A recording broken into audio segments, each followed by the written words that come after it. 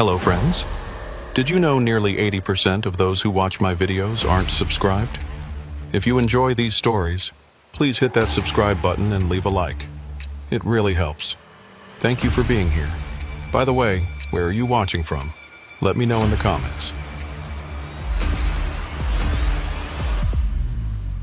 Gideon Whitmore had been driving trucks for 17 years, and in all that time, he'd never once questioned what was in the back of his trailer. That was the first rule of commercial hauling. You don't ask, you don't look, you just deliver.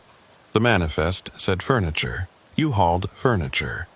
It said machine parts. You hauled machine parts. Simple as that. But on that cold October night, rolling through the empty stretch of I-40 between Memphis and Nashville, something made him break that rule. It started around midnight. Gideon had picked up the load earlier that evening from a warehouse on the outskirts of Memphis. The whole setup had felt off from the start. The facility was tucked behind an industrial complex. No signage, just a rusted gate and a single floodlight casting long shadows across cracked asphalt.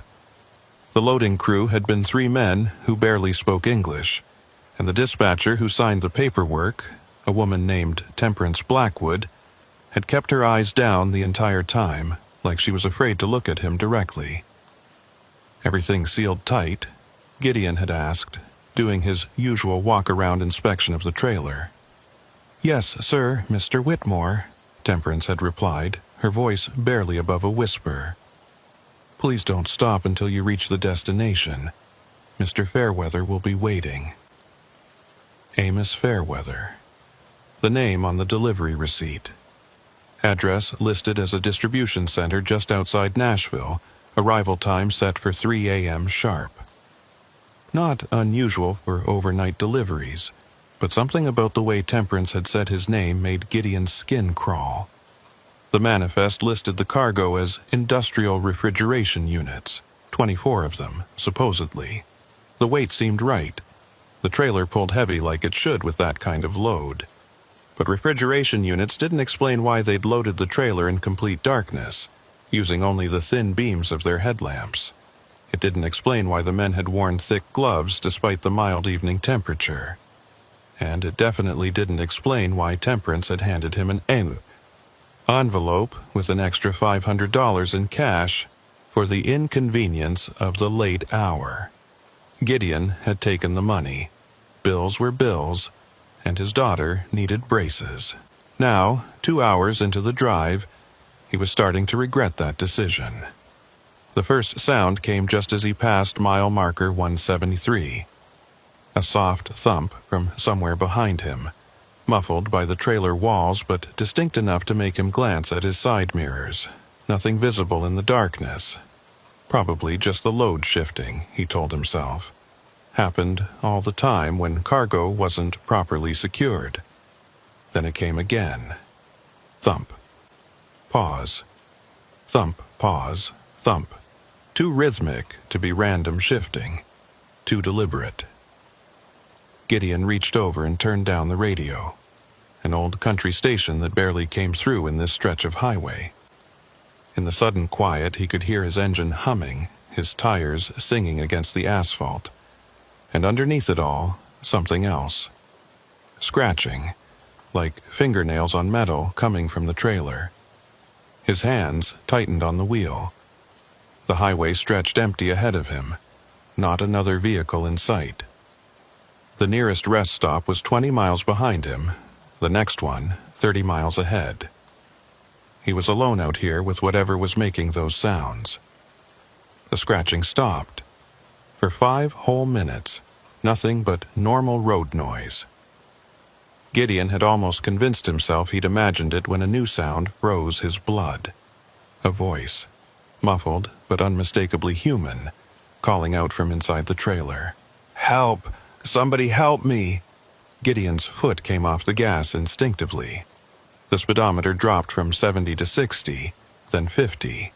His mind raced through possibilities. Maybe someone had gotten locked in during loading.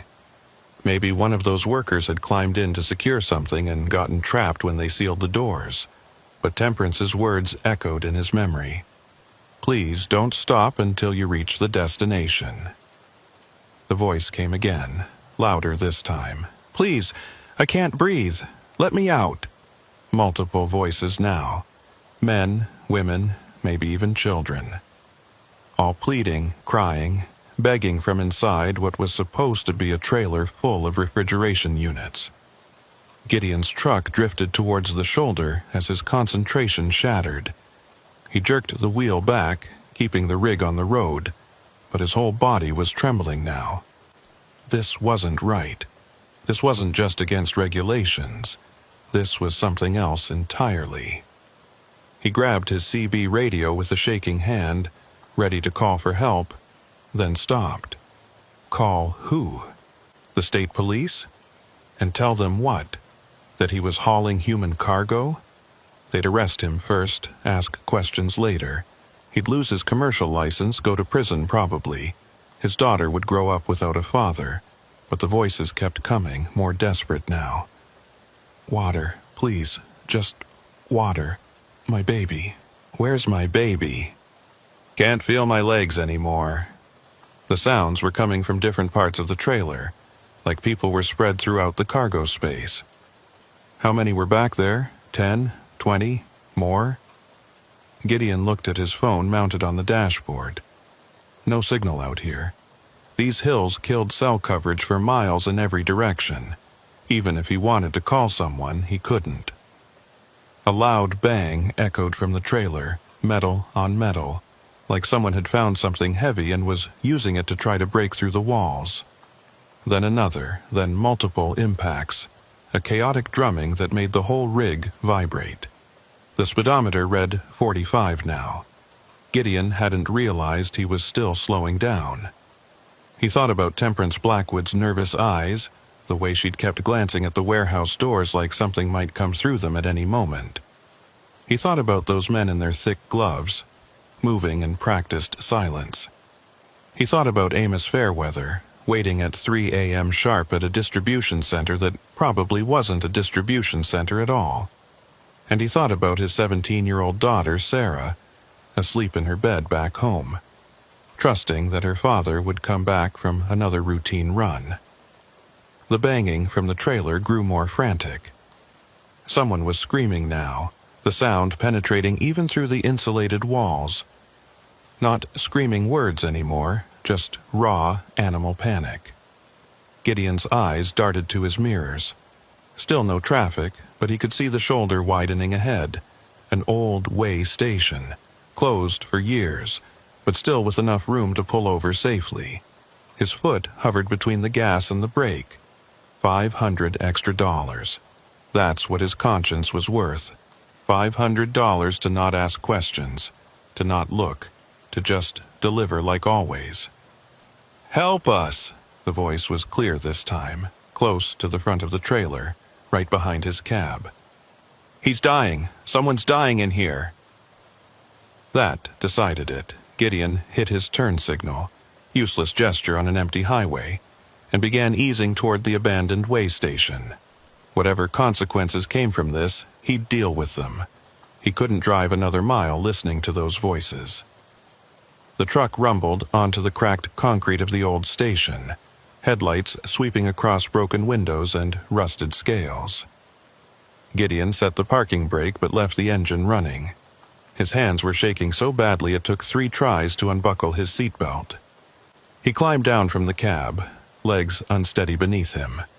The October air bit at his face, carrying the smell of dead leaves and distant rain. The trailer loomed behind him, 48 feet of metal that suddenly seemed alien and threatening.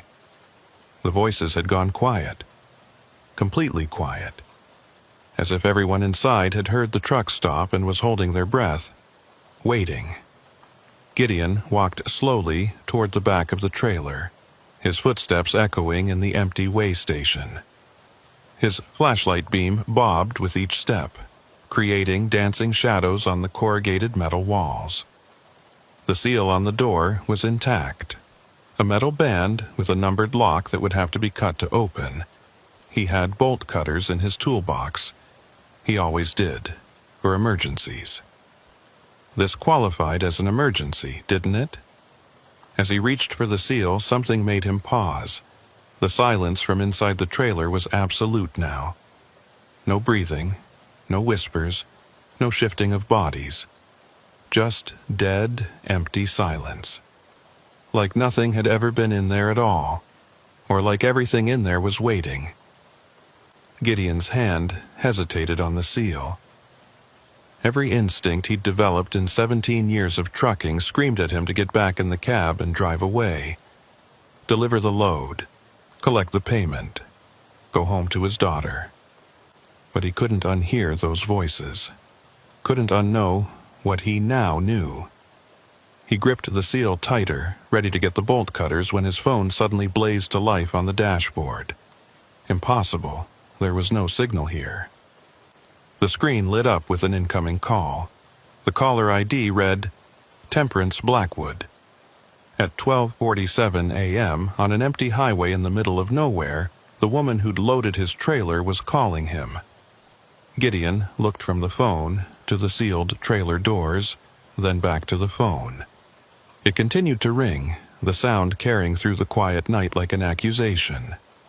On the fourth ring, against every better judgment, he walked back to the cab and answered it. Mr. Whitmore. Temperance's voice was different now. Calm, cold. Nothing like the nervous woman from the warehouse. I need you to listen very carefully. What's in my trailer? Gideon's voice came out as a growl. What you think is in your trailer and what's actually in your trailer are two very different things, Mr. Whitmore. I need you to get back on the road immediately. There are people back there. I heard them. A pause, then, no, you didn't. I know what I heard. You heard what it wanted you to hear, Mr. Whitmore. I'm begging you. Do not open that trailer. Do not stop again. Drive straight to Mr. Fairweather. He's the only one who can handle what you're carrying. What am I carrying? Another pause, longer this time. When Temperance spoke again, her voice was barely a whisper. Something that should have stayed buried. Something that learns. Something that knows exactly what to say to make you open those doors.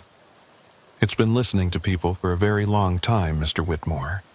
It knows what voices to use. Gideon's blood turned to ice water. You're insane.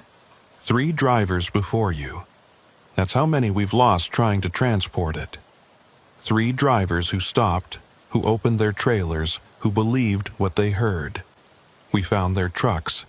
Never found them. Then why? Because it has to be moved. Because where it was, it can't stay there anymore. Too many people were starting to notice. Mr. Fairweather has a facility, proper containment. But it has to get there first. As if in response, the banging started again from the trailer, louder than before. The whole rig shook with the impacts. But now that Gideon was listening differently, he noticed something. The pattern was wrong. It wasn't the chaotic desperation of trapped people. It was methodical, rhythmic, testing, looking for weak points. It knows you've stopped, Temperance said urgently. It knows you're thinking about it. The longer you stay there, the stronger it gets, the more it can pull from your mind. Your daughter, Mr. Whitmore, Sarah, isn't it? Don't let it learn about Sarah. Gideon's heart stopped.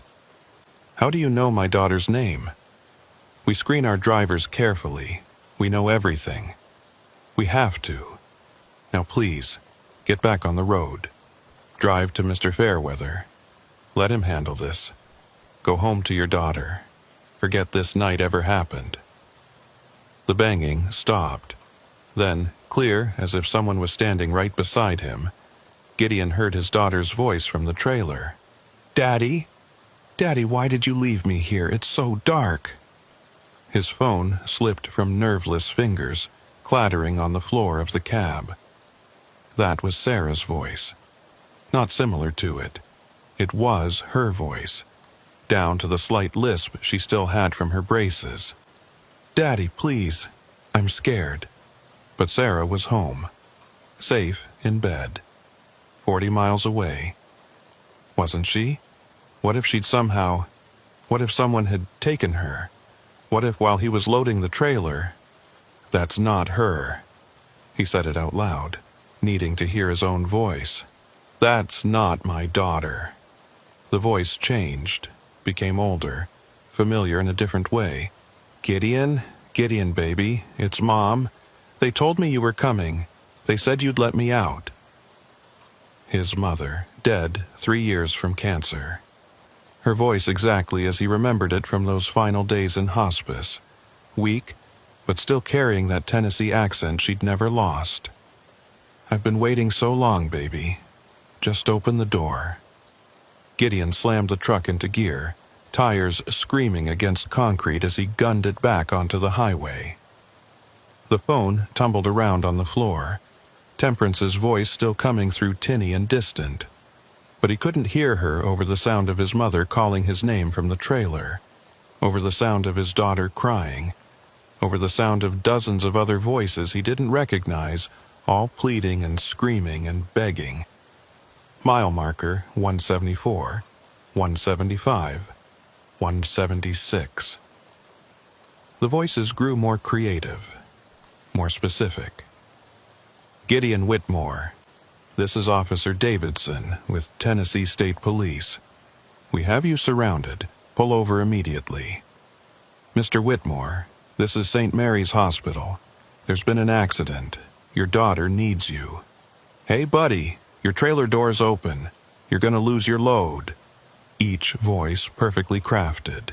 Each one designed to make him stop. But Gideon kept driving, white-knuckled on the wheel, eyes locked on the road ahead. Nashville was still an hour away.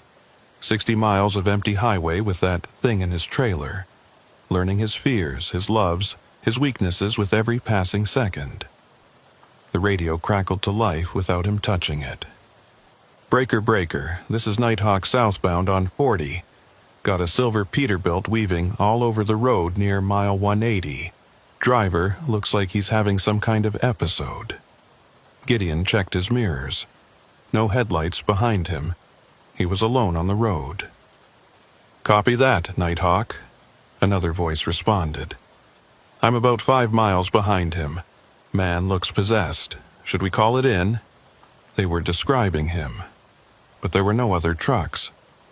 The voices were coming from inside his own radio. He reached over and yanked the CB cord from its socket.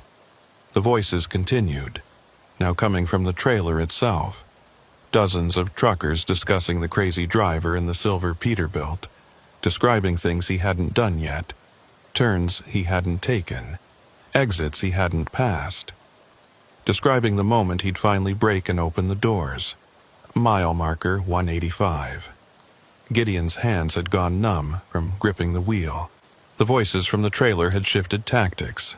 No more pleading or crying. Now they were just talking, having conversations like he was hauling a load of people going about their normal lives. "Did you see the game last night? Mom said we could stop for ice cream after church. The mortgage payment is due Tuesday." Mundane, ordinary. The kind of background chatter you'd hear in a restaurant or a waiting room. It was almost worse than the screaming. At least the screaming made sense if something was trying to trick him. This casual normalcy made him question his own sanity. His phone, still on the floor, lit up again. This time it was a text from his daughter. "Dad, where are you? There's someone at the door. They said they're here to pick something up." Gideon nearly swerved off the road. He knew it wasn't real. Sarah didn't text like that. She used abbreviations, emojis, the linguistic shortcuts of her generation. This message was too formal, too proper, but the doubt crept in anyway. Another text. "Dad, they're getting angry. They said you have something that belongs to them." Then another. "They're coming inside."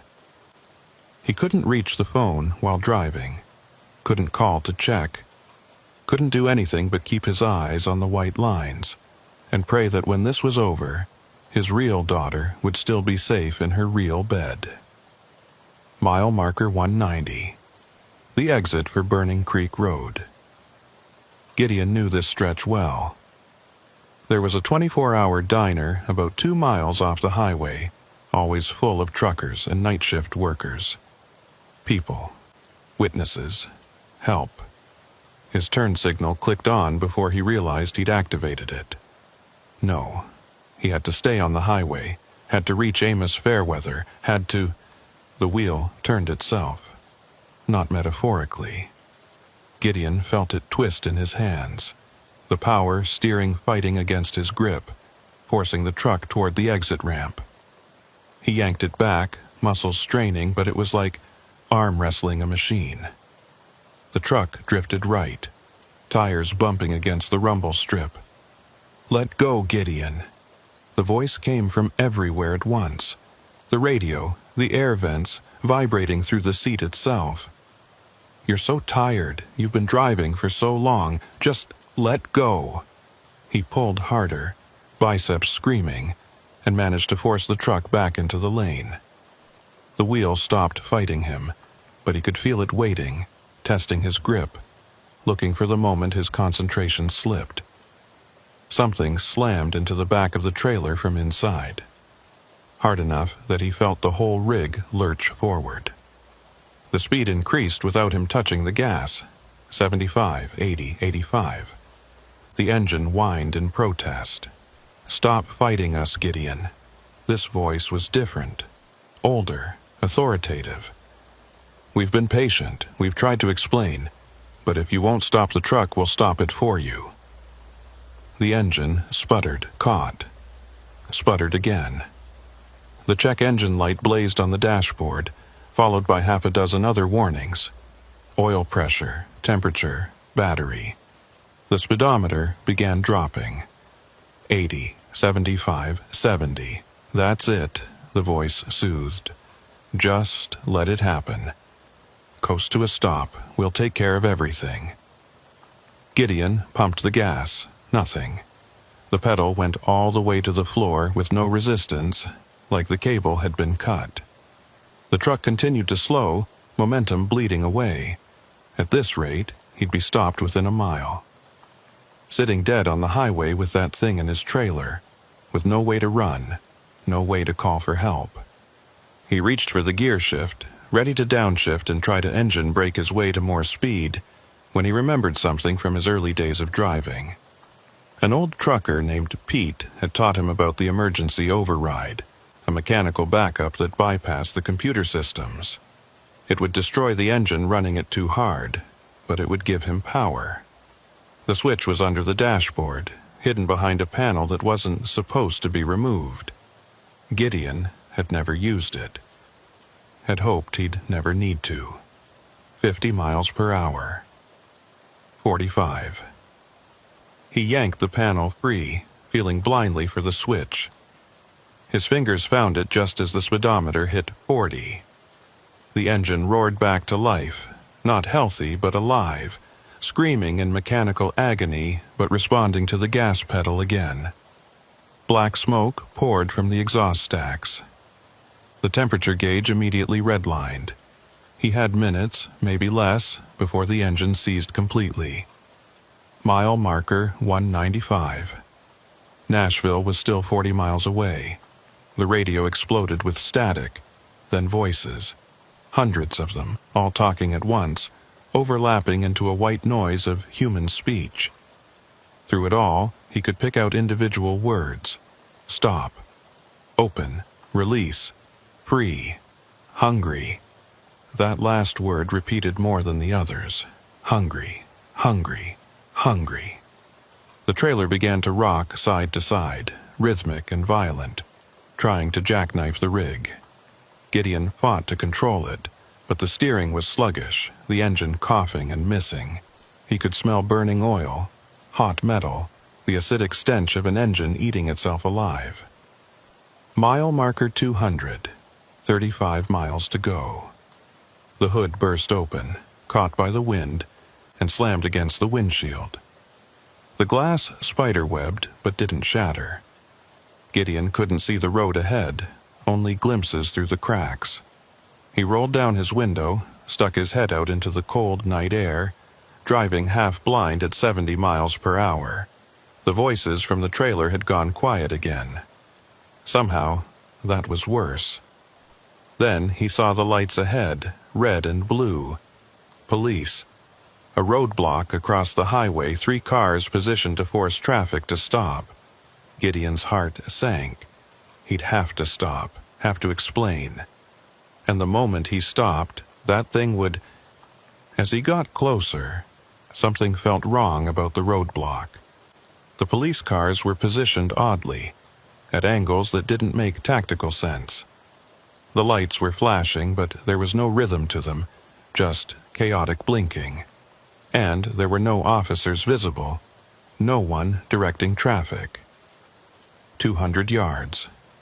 100. The police cars were empty. Not just empty, abandoned. Doors hanging open. Light bars still flashing but covered in what looked like rust or something organic. Something that had grown over them. 50 yards. The cars weren't even real police vehicles, they were old civilian cars with magnetic light bars stuck on top. Props. Fakes. An illusion. Gideon aimed for the gap between 2 of them and floored it. The engine gave one last heroic surge of power. He clipped the rear bumper of one fake cop car, sending it spinning, and burst through onto clear highway. The engine died immediately after. Complete seizure. No warning, no gradual decline, just instant mechanical death. But momentum carried him forward, coasting now. The only sound the whisper of tires on asphalt and the hammering of his own heartbeat. Mile marker 205, 30 miles to Nashville. Coasting at 60 and dropping. That's when he saw the real vehicles ahead. A convoy of black SUVs, unmarked but official-looking, blocking the highway in a much more professional formation. Men in tactical gear were already out, weapons not quite pointed at him but held ready. Behind them, standing beside an armored truck, was a tall man in a wool coat despite the October warmth. Even from a distance, Gideon could see his unusual height, the way he stood perfectly still while everyone else moved around him. Amos Fairweather had to be. Gideon let the truck coast to a stop, air brakes hissing. His hands were shaking so badly he could barely set the parking brake. In the sudden silence, he could hear his own ragged breathing and nothing else. The trailer had gone completely quiet. Fairweather approached slowly, flanked by 2 men in hazmat suits. He was even taller up close, maybe 6'6", with premature white hair and eyes so pale they looked almost colorless. When he spoke, his voice was calm, cultured, with a hint of an accent Gideon couldn't place. "Mr. Whitmore, you made it. I'm genuinely impressed." "What?" Gideon's voice cracked. He swallowed and tried again. "What's in my trailer?" Fairweather studied him for a moment. The easier question would be, what isn't in your trailer? It's been collecting things for a very long time. Voices, memories, pieces of everyone who's ever been near it. It's quite good at reassembling those pieces into something convincing. Is it... Gideon struggled for the right word. Alive? That depends on your definition of alive. It thinks, it wants, it definitely hungers. Whether that qualifies as life is a philosophical question I'll leave to others. Fairweather gestured to his team. "We'll take it from here. Your part is done."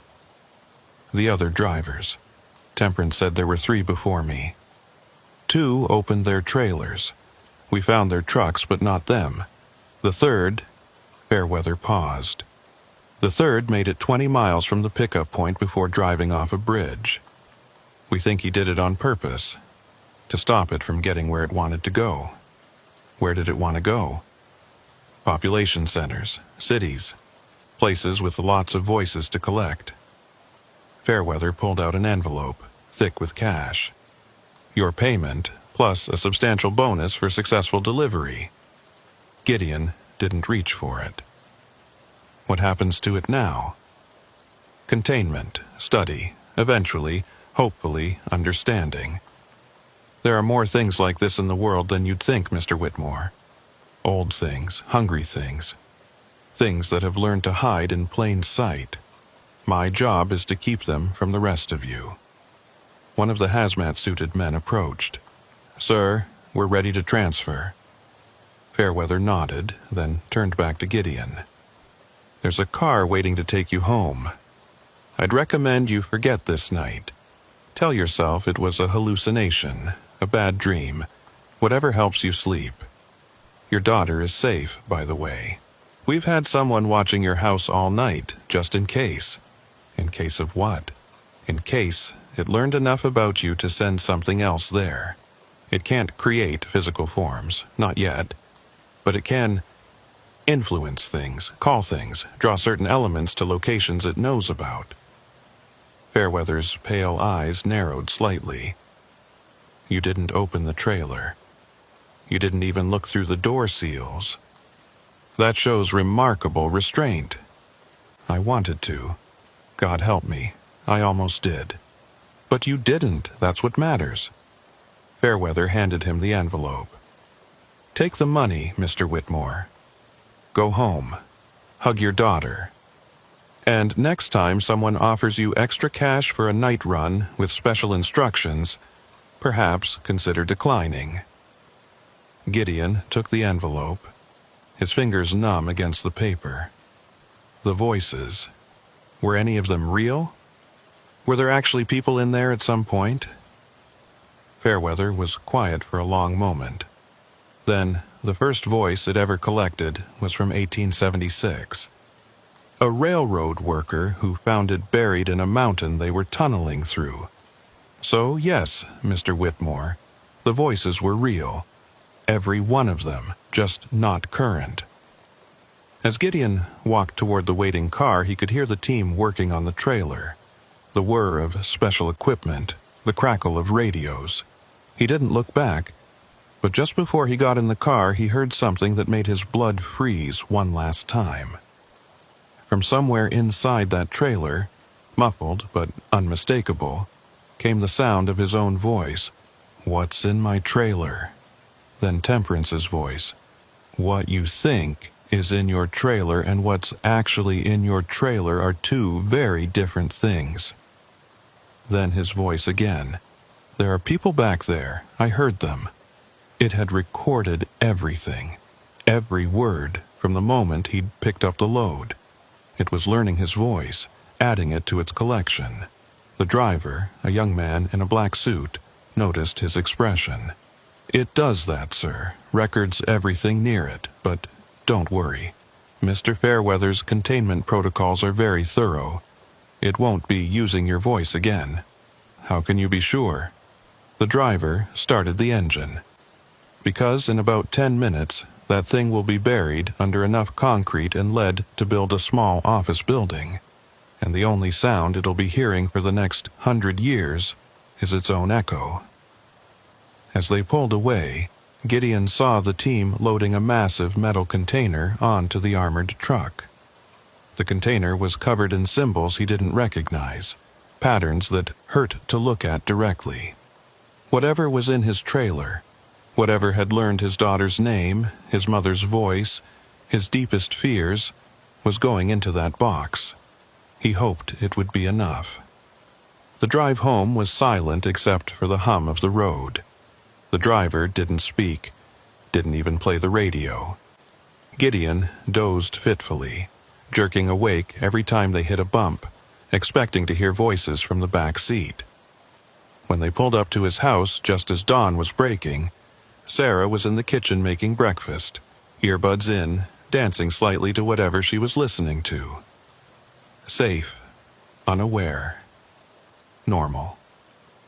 Gideon stood in the doorway for a long moment, just watching her, letting the reality of her presence wash over him. She noticed him and pulled out an earbud. "Dad, you're early. Rough night?" "You could say that." She studied his face. "You look terrible. Go shower, and I'll make you some eggs. Sarah, yeah? I love you, kiddo. She rolled her eyes in that teenage way, but smiled. Love you too, Dad. Now go shower. You smell like burnt rubber. He did smell like burnt rubber, and oil, and fear sweat, and something else, something he couldn't identify but that made his skin crawl. He stood under the hot water for 30 minutes, until his skin was red and raw, trying to wash away the memory of those voices. But that night, and for many nights after, he'd wake up thinking he heard something from outside. A familiar scratching, a muffled voice, the sound of someone testing the locks on his doors. He never looked, never checked, just pulled the pillow over his head and waited for dawn. Because he knew, deep in his bones, that some things should never be let in, no matter how familiar they sound. 3 weeks passed before Gideon took another job. He'd spent those weeks doing exactly what Amos Fairweather had suggested, telling himself it had been a hallucination, exhaustion, maybe carbon monoxide poisoning from a bad exhaust leak. The mind could play tricks on a tired driver. Everyone knew that. Highway hypnosis was a real thing. So were auditory hallucinations when you'd been running on caffeine and no sleep for too long. The money, though, the money was real. $20,000 in cash, far more than any single run should have paid. He'd used it to pay off Sarah's braces in full, put the rest in her college fund. Blood money, maybe, but it would buy his daughter a future. He was just starting to believe his own rationalization when Temperance Blackwood called. Mr. Whitmore. Her voice was exactly as he remembered it from that night. Nervous, hesitant, like she was afraid of her own phone. I need to ask you something. I don't work for you anymore. I know. That's not why I'm calling. I need to know. In the days after your delivery, did you notice anything unusual? Gideon's hand tightened on the phone. Define unusual. Missing time? Items in your house moved. Your daughter mentioning conversations she doesn't remember having. The temperature in the room seemed to drop 10 degrees. What are you talking about? Mr. Fairweather's containment. It worked. The primary entity is secured, but we think something else came through during transport. Something smaller, a fragment maybe, or something it called while it was in your trailer. We've had reports from 3 locations along your route. Small disturbances. Voices in empty rooms. And they all seem to be moving in one direction. Which direction? There was a long pause. Then, toward your house, Mr. Whitmore. Gideon stood up so fast his chair fell over. Sarah was upstairs, music thumping through her closed door. Safe. Normal. But for how long? When? He asked. Based on the pattern of incidents. Maybe tonight, maybe tomorrow, soon. What do I do? Leave. Take your daughter and leave. Go to a motel. Stay with friends. Just don't be there when it arrives. And then what? We just keep running forever? No. Mr. Fairweather has a team. They'll handle it. But they need you gone so they can work without complications. Gideon was already moving, grabbing his keys, his wallet. Sarah, he called up the stairs, pack a bag. We're going to Aunt Linda's. What? Dad, I have school tomorrow. Now, Sarah. Something in his voice must have conveyed the urgency because he heard her door open immediately. Dad, what's wrong? He bounded up the stairs, taking them 2 at a time. I'll explain in the car. Just grab enough clothes for a few days. She stood in her doorway, concern creasing her face. Is someone dead? Is it Aunt Linda? No, everyone's fine. We just need to go. Please, kiddo, trust me. She studied him for a moment, then nodded and disappeared into her room. Gideon went to his own room, threw clothes into a duffel bag without looking at what he was grabbing. His hands were shaking again, just like that night on the highway. They were in the truck and backing out of the driveway within 10 minutes. Sarah sat quietly in the passenger seat, bag at her feet, watching him with worried eyes. "Dad, you're scaring me." "I know. I'm sorry. He struggled for words that wouldn't sound insane. "There's been some threats related to a job I did. The police think it's better if we're not home for a few days." It was mostly true. Close enough. They were 5 miles from home when Sarah's phone rang. She looked at the screen, confused. "It's our house number." Gideon's blood turned to ice. "Don't answer it." "But what if—" "Don't answer it, Sarah." The phone stopped ringing, then immediately started again, same number. "Turn it off," Gideon said. "Dad, turn it off." She powered down the phone, now looking genuinely frightened. "Dad, what's going on? Really?" Before he could answer, his own phone rang. He glanced at the display on the dashboard, their home number. He rejected the call. It rang again immediately. He turned off the Bluetooth, pulled his phone from his pocket, and powered it down completely. They drove in silence for several minutes before Sarah spoke again. "Was it something illegal, the job?" "No, not illegal, just—" He searched for words. "Complicated, dangerous. I didn't know how dangerous until after." "Is someone trying to hurt us?" "Something, not someone, something." She was quiet for a moment, processing this. Then, "Like what?" "I don't know exactly. But Mr. Fairweather, the man who hired me, he's going to take care of it. We just need to stay away until he does." They pulled into a gas station to fill up before the longer drive to Linda's. While Gideon pumped gas, Sarah went inside to use the bathroom. She was gone for less than 3 minutes. But when she came back, something was different about her expression. Vacant, distant. "You okay?" he asked as she climbed back into the truck. She turned to look at him, and for just a moment her eyes seemed wrong, too focused, too knowing. "I'm fine, Daddy," she said. Daddy. She hadn't called him that in 3 years, not since she'd decided she was too old for such childish terms. Gideon's hand hesitated on the gear shift. "Sarah?" She smiled. It was Sarah's smile, but there was something else underneath it. Something watching from behind her eyes. "We should go home," she said. "I forgot my science project. It's due tomorrow." "We're not going home." "But I need it, Mrs. Anderson will fail me if I don't turn it in." Her voice was perfect. Every inflection, every teenage note of complaint. But the words were wrong. Sarah didn't have Mrs. Anderson this year. She'd had her as a freshman 2 years ago. "Sarah," Gideon said slowly, "what's your science teacher's name?" That vacant look flickered across her face again. "Mrs. Anderson." "What's your best friend's name?" "Jessica." Sarah's best friend was named Mika, had been since elementary school. Gideon reached for his door handle, moving slowly, trying not to alarm whatever was wearing his daughter's face. "Kiddo, why don't we go back inside? Get some snacks for the road." "I'm not hungry. We should go home." "In a minute. I need to use the bathroom first." He got out of the truck, walked around to her side, opened her door. She sat there, staring straight ahead, that not-quite-right smile still on her face.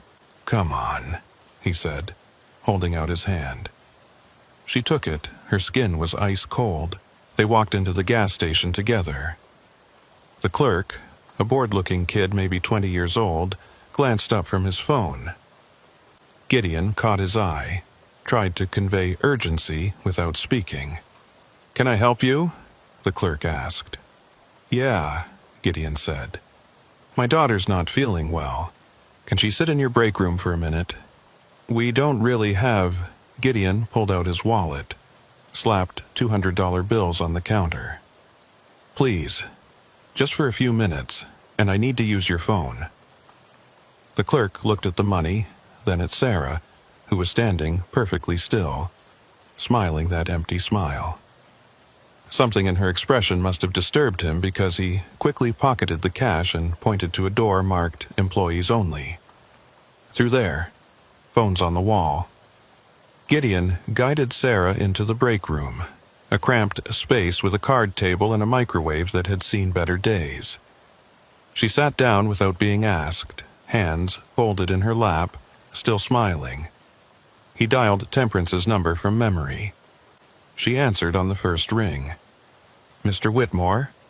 "It's in her," he said without preamble. "It's in my daughter. Where are you?" He gave her the address of the gas station. It happened when she went to the bathroom, 3 minutes, maybe less. When she came back, she was different. Is she responsive? Yes. But it's not her. It knows things, but not the right things. Like it's accessing memories, but can't tell which ones are current. Don't let her out of your sight. Mr. Fairweather's team is 40 minutes away. Can you keep her contained that long? Contained? She's my daughter. Right now, she's a vessel. The thing inside her will try to get to familiar ground. It needs anchors, places it knows, to maintain its hold. If it gets back to your house, it'll be permanent, Gideon finished. We don't know that for certain, but that's the working theory. Keep her there. Keep her calm. Don't let her leave. Gideon hung up and turned back to Sarah. She was standing right behind him, close enough that he hadn't heard her move. "Who were you talking to, Daddy?" "Just a friend, letting them know we'll be late. We should go home. I don't feel good." "I know, kiddo. We'll go home soon. Promise?" He looked into his daughter's eyes, searching for any sign of the real Sarah underneath whatever was controlling her. For just a second he thought he saw something, a flicker of fear, of confusion, like someone drowning just below the surface. "Sarah?" he whispered. "Sarah, if you can hear me, I'm going to get you out. I promise." The thing wearing her face tilted its head. "I am Sarah. Why are you being weird? What's your middle name?" "Anne." It was Anne. That was correct. But the way she said it, like she was reading it from a card, made his skin crawl. "When's your birthday?" "March 15th. Also correct." "What did you get for your birthday last year?" That vacant look again. "A bike?" She'd gotten concert tickets, her favorite band. She'd screamed so loud the neighbors complained.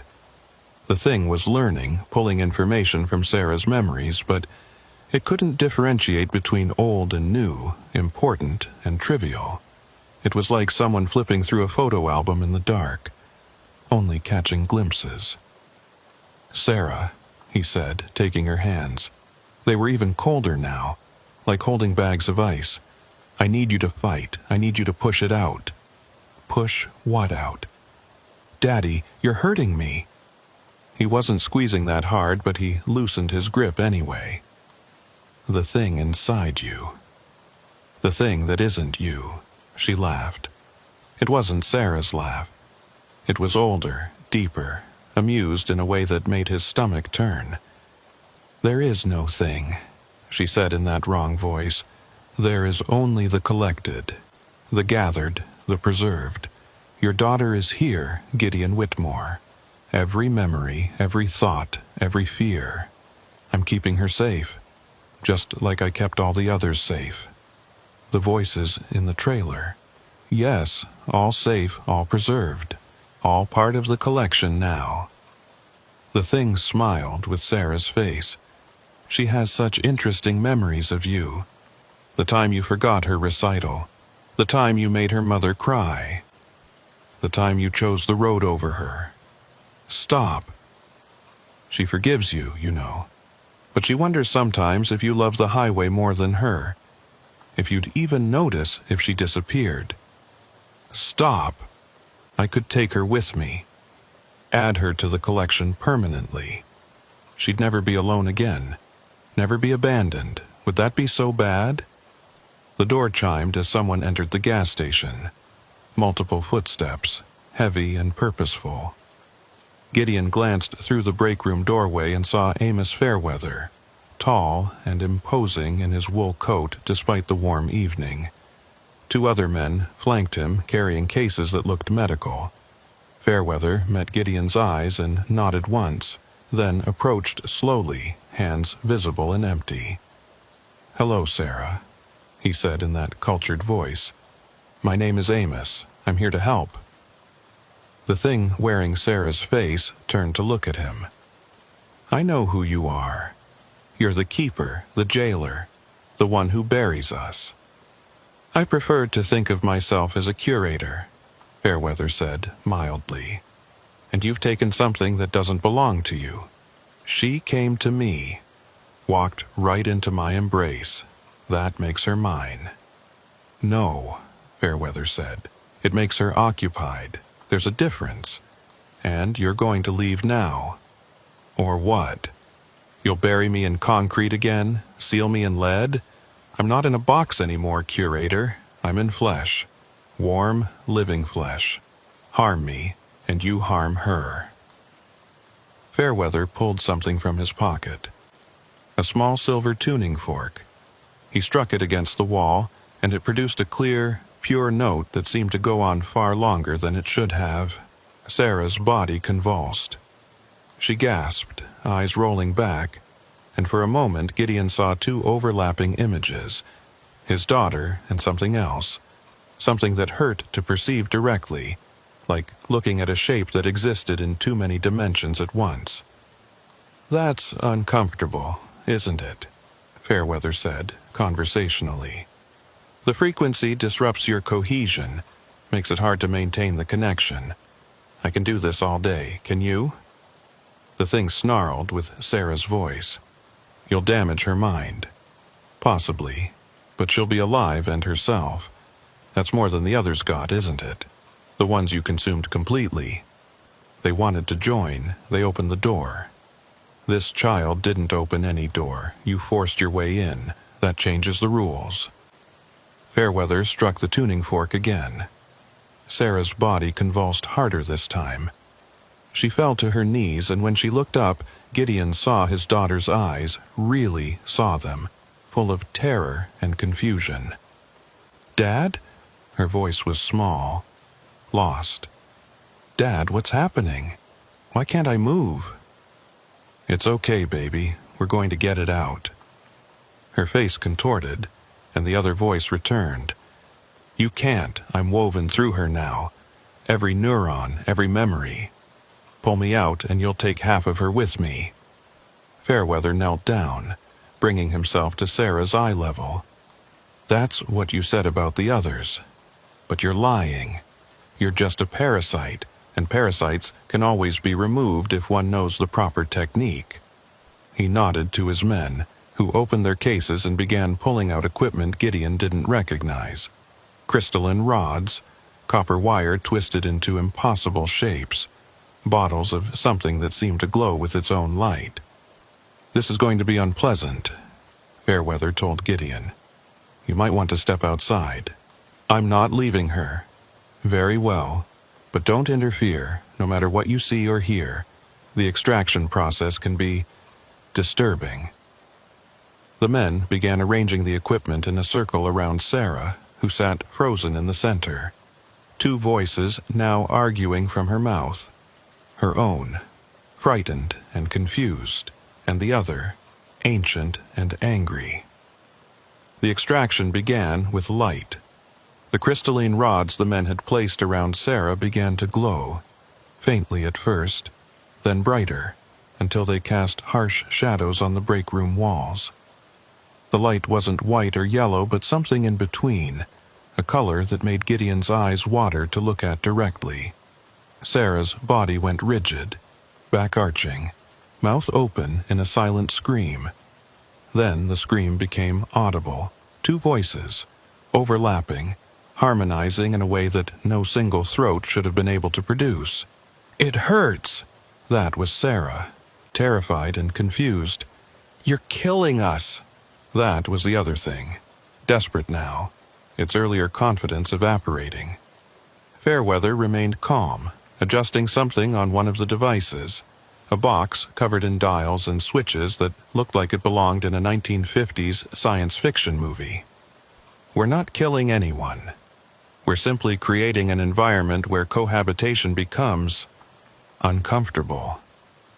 The copper wires began to vibrate, producing a low hum that Gideon felt in his bones. The bottles of glowing liquid started to bubble without any visible heat source. "Dad!" Sarah's voice broke through, clearer now. "Dad, there's something in my head. It's showing me things, horrible things." Gideon started forward, but one of Fairweather's men caught his arm. "Don't break the circle. You'll make it worse." "She's in pain." "Yes," Fairweather said simply. "Pain is part of the process. The entity feeds on comfort, on the host's acceptance. Pain makes that acceptance impossible." Sarah's eyes rolled back, showing only white. When she spoke again, it was neither her voice nor the entity's, but something between them, a grotesque mixture of both. "We could have been eternal together. I could have shown her the universe inside the collected, every story ever told, every voice ever raised in song or scream. She would never have been lonely again." "She wasn't lonely to begin with," Gideon said. "She has me, she has friends, she has a life. A life that ends. A father who leaves, friends who forget. I offered her forever." "You offered her prison," Fairweather corrected. "A museum where she'd be just another exhibit." The light from the rods intensified. Sarah's body began to shake violently, and Gideon saw something impossible. A shadow pulling away from her, three-dimensional and wrong, like someone had cut a hole in reality in the shape of a person.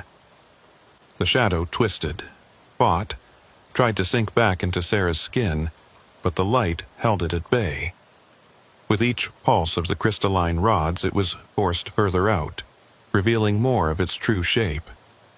It wasn't humanoid. It wasn't anything Gideon had a word for.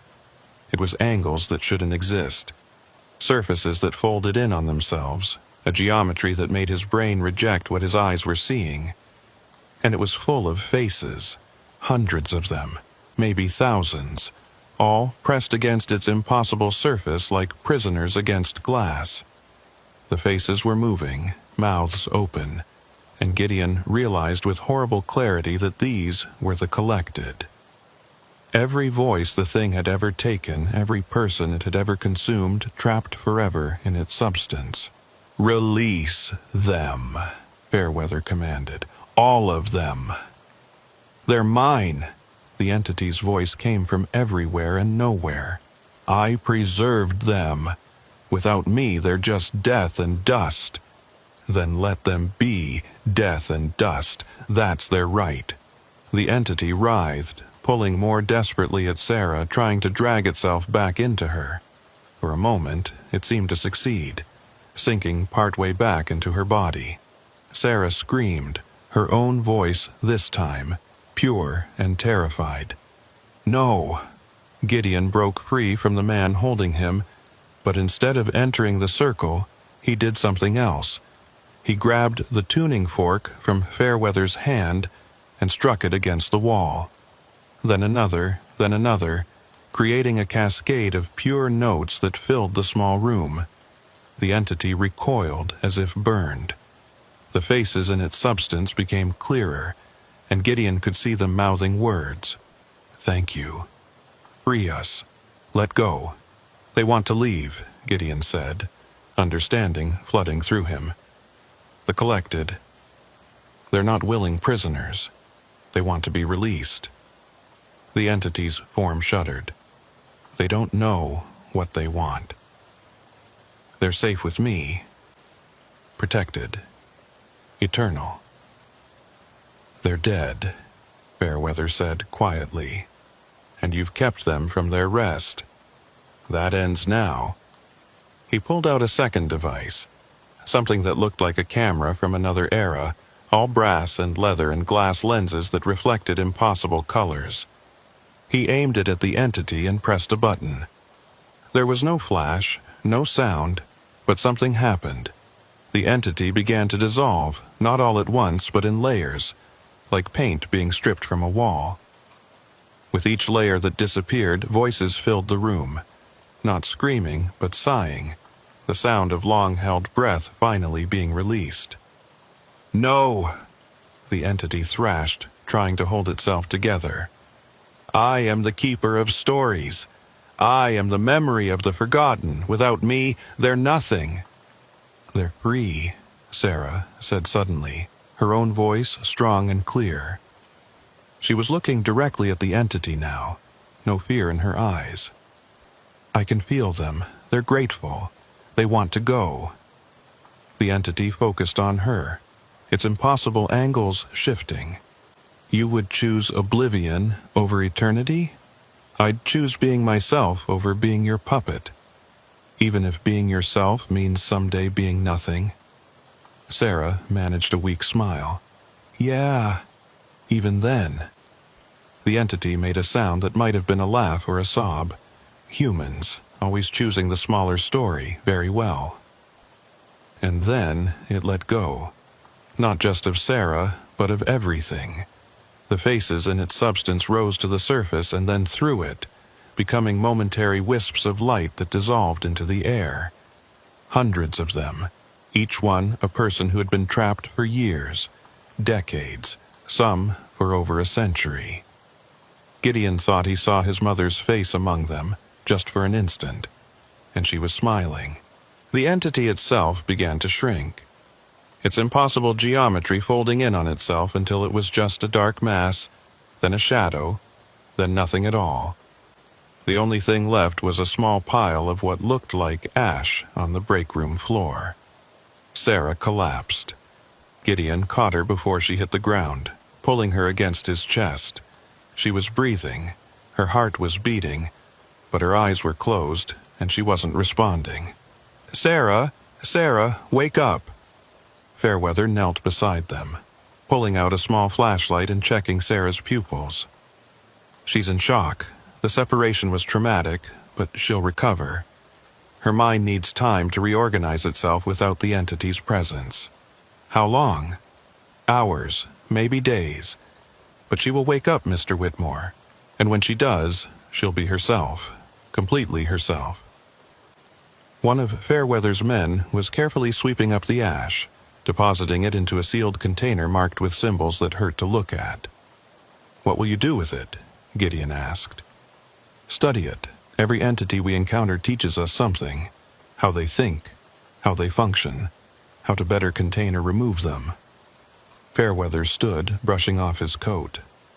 This one was particularly interesting. It didn't just mimic, it preserved. In its own twisted way, it thought it was doing something noble. Was it? Fairweather considered this. Perhaps, from its perspective, but preservation without consent is just another form of imprisonment. The dead deserve their rest, Mr. Whitmore, and the living deserve their freedom, however brief it might be. The ambulance arrived 15 minutes later. The EMTs didn't ask questions. Gideon suspected Fairweather had something to do with that. They simply loaded Sarah onto a gurney and prepared to transport her to the hospital. "I'm riding with her," Gideon said. Fairweather nodded. "Of course. When she wakes, tell her she was very brave. Not many people could have resisted the way she did. The entity chose her because it sensed something special in her. It was right about that. Just wrong about what to do with it." As the ambulance pulled away, Gideon holding Sarah's hand, he thought about the faces he'd seen in the entity's substance. All those people, trapped for so long, finally free. He wondered if they were at peace now, wherever they'd gone. Sarah woke up 3 days later. Gideon was there, had barely left her side except when the nurses forced him to. He was dozing in the uncomfortable hospital chair when he heard her voice. "Dad?" He jerked awake, immediately leaning forward. "Sarah? Sarah, how do you feel?" She blinked, looking around the hospital room with confusion. Like I had the worst nightmare ever. Was I in an accident? Something like that. Do you remember anything? She frowned, thinking. We were going to Aunt Linda's, you were scared about something, then the gas station, and... Her face paled. Oh, God. There was something in my head, something that wasn't me. It's gone now. Mr. Fairweather got it out. The tall man. I remember him. He had kind eyes. She squeezed Gideon's hand. Dad, the things it showed me. All those people. Don't think about it. No, it's okay. They weren't scary, they were just... sad. They'd been trapped for so long they'd forgotten what it was like to be free. But when they saw me fighting it, they remembered. They started fighting too. Is that how you resisted it? Sarah nodded. It was like having 1,000 people cheering me on, telling me to be strong, to not give up, to choose life, even if life is short and messy and sometimes painful. Gideon kissed her forehead. I'm proud of you, kiddo. Dad? Yeah? No more weird delivery jobs, okay? He laughed, the first real laugh he'd had in days. Deal. They went home a week later. The house felt different. Not bad different. Just lighter somehow, like a weight had been lifted that they hadn't even known was there. Temperance Blackwood called once to check on them, then never called again. The number she'd called from was disconnected the next day. Amos Fairweather sent a single letter, handwritten on expensive paper. Mr. Whitmore, your daughter's recovery is complete, and there are no traces of the entity remaining. You may return to your normal life without concern. Should you ever encounter anything unusual in your travels, you have my number. Use it. Some people, once touched by the strange, develop a sensitivity to it. Consider it both a gift and a curse. You'll know things others don't, see things others can't. Use this knowledge wisely. Your final payment is enclosed. Consider it a college fund contribution. The check was for $50,000. Gideon went back to trucking, but he was different now. More careful. More aware. He noticed things. The way shadows sometimes moved wrong. The way certain loads felt heavier than they should. The way some clients avoided eye contact too deliberately. 3 times in the following year, he turned down jobs that felt off. Each time, he heard later about problems. Trucks that disappeared. Drivers who came back changed. Cargo that was found scattered across miles of highway with no explanation. Sarah graduated high school with honors. In her valedictorian speech, she talked about the importance of choosing your own path, even when easier roads were offered. About the value of being human, messy, and mortal, and real. Gideon sat in the audience, remembering a break room in a gas station, his daughter possessed by something ancient and hungry, and how she'd chosen herself over eternity. He never forgot the voices in the trailer. Sometimes, late at night on empty highways, he thought he could still hear them, not calling for help anymore, but whispering thank you on the wind. And sometimes, when he passed that abandoned way station where it all started, he'd slow down just a little and listen to the silence. Real silence now, empty and peaceful. The road was just a road. The night was just the night, and his cargo was just cargo. Most of the time. But Gideon had learned to pay attention to the times when it wasn't. To trust his instincts. To know when to drive on and when to stop. And most importantly, he'd learned that some loads weren't worth any amount of money. Some things should stay buried. Some voices shouldn't be collected. And some doors, once opened, can never really be closed again. He drove with that knowledge now, careful and watchful, protecting not just his cargo, but the world from what might be hiding inside it. Because now he knew the truth that most truckers only suspected, that the highways at night were full of more than just trucks and cars. That sometimes the darkness between the headlights held things that had no name, no shape, no place in the rational world. And sometimes those things tried to hitch a ride. But Gideon Whitmore didn't pick up hitchhikers anymore. Not even when they sounded like someone he knew. Not even when they promised him everything. Especially then. He just drove on through the night, eyes on the road, radio turned low, listening for the sounds that didn't belong. Ready to run if he had to. Ready to fight if he couldn't run. Ready to choose the messy, mortal, beautiful human life over any eternity that asked him to give up his soul. The highway stretched on before him, endless and dark, and Gideon drove it with his eyes wide open, knowing that he was never really alone out there, but also knowing that he was strong enough to face whatever was riding along with him in the dark. Most of the time, anyway, and that would have to be enough. Thaddeus Grimshaw had been parked at the Blackwood Trail truck stop for 3 hours when he first heard the footsteps. It was past 2 in the morning, that dead zone when even the most dedicated night drivers pulled over to catch a few hours of sleep before the sun came up. The truck stop sat 40 miles outside of Wheeling, West Virginia, carved into a hillside like an afterthought, surrounded by nothing but pine trees and shadows. No town for miles in any direction. No houses. No lights except for the flickering neon of the stop's sign, half the letters burnt out so it just read, Back Ood Tail. Thaddeus had chosen this spot specifically because it was quiet. After 18 hours on the road hauling refrigerated goods from Detroit to Charlotte, he needed silence more than he needed anything else. His ears were still ringing from construction zones and engine noise. His back ached from sitting in the same position since dawn. All he wanted was to climb into his sleeper cab, close the blackout curtains, and drift off to the sound of absolutely nothing. The lot was nearly empty when he'd pulled in. Just 2 other rigs parked at opposite ends, their drivers probably as exhausted as he was.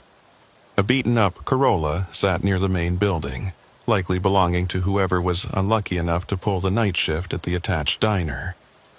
The fuel pumps stood empty under harsh white lights that attracted clouds of moths and mosquitoes. Thaddeus had done his routine. Walked around the truck twice, checking the tires and the reefer unit's temperature. Made sure the doors were locked and sealed.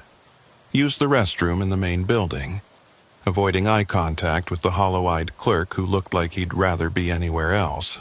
Bought a bottle of water and a candy bar he probably wouldn't eat.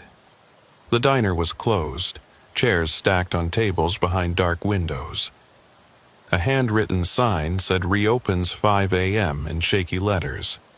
The whole place had that abandoned feeling that truck stops got in the deep night, like civilization had pulled back and left just this one fluorescent oasis in the darkness.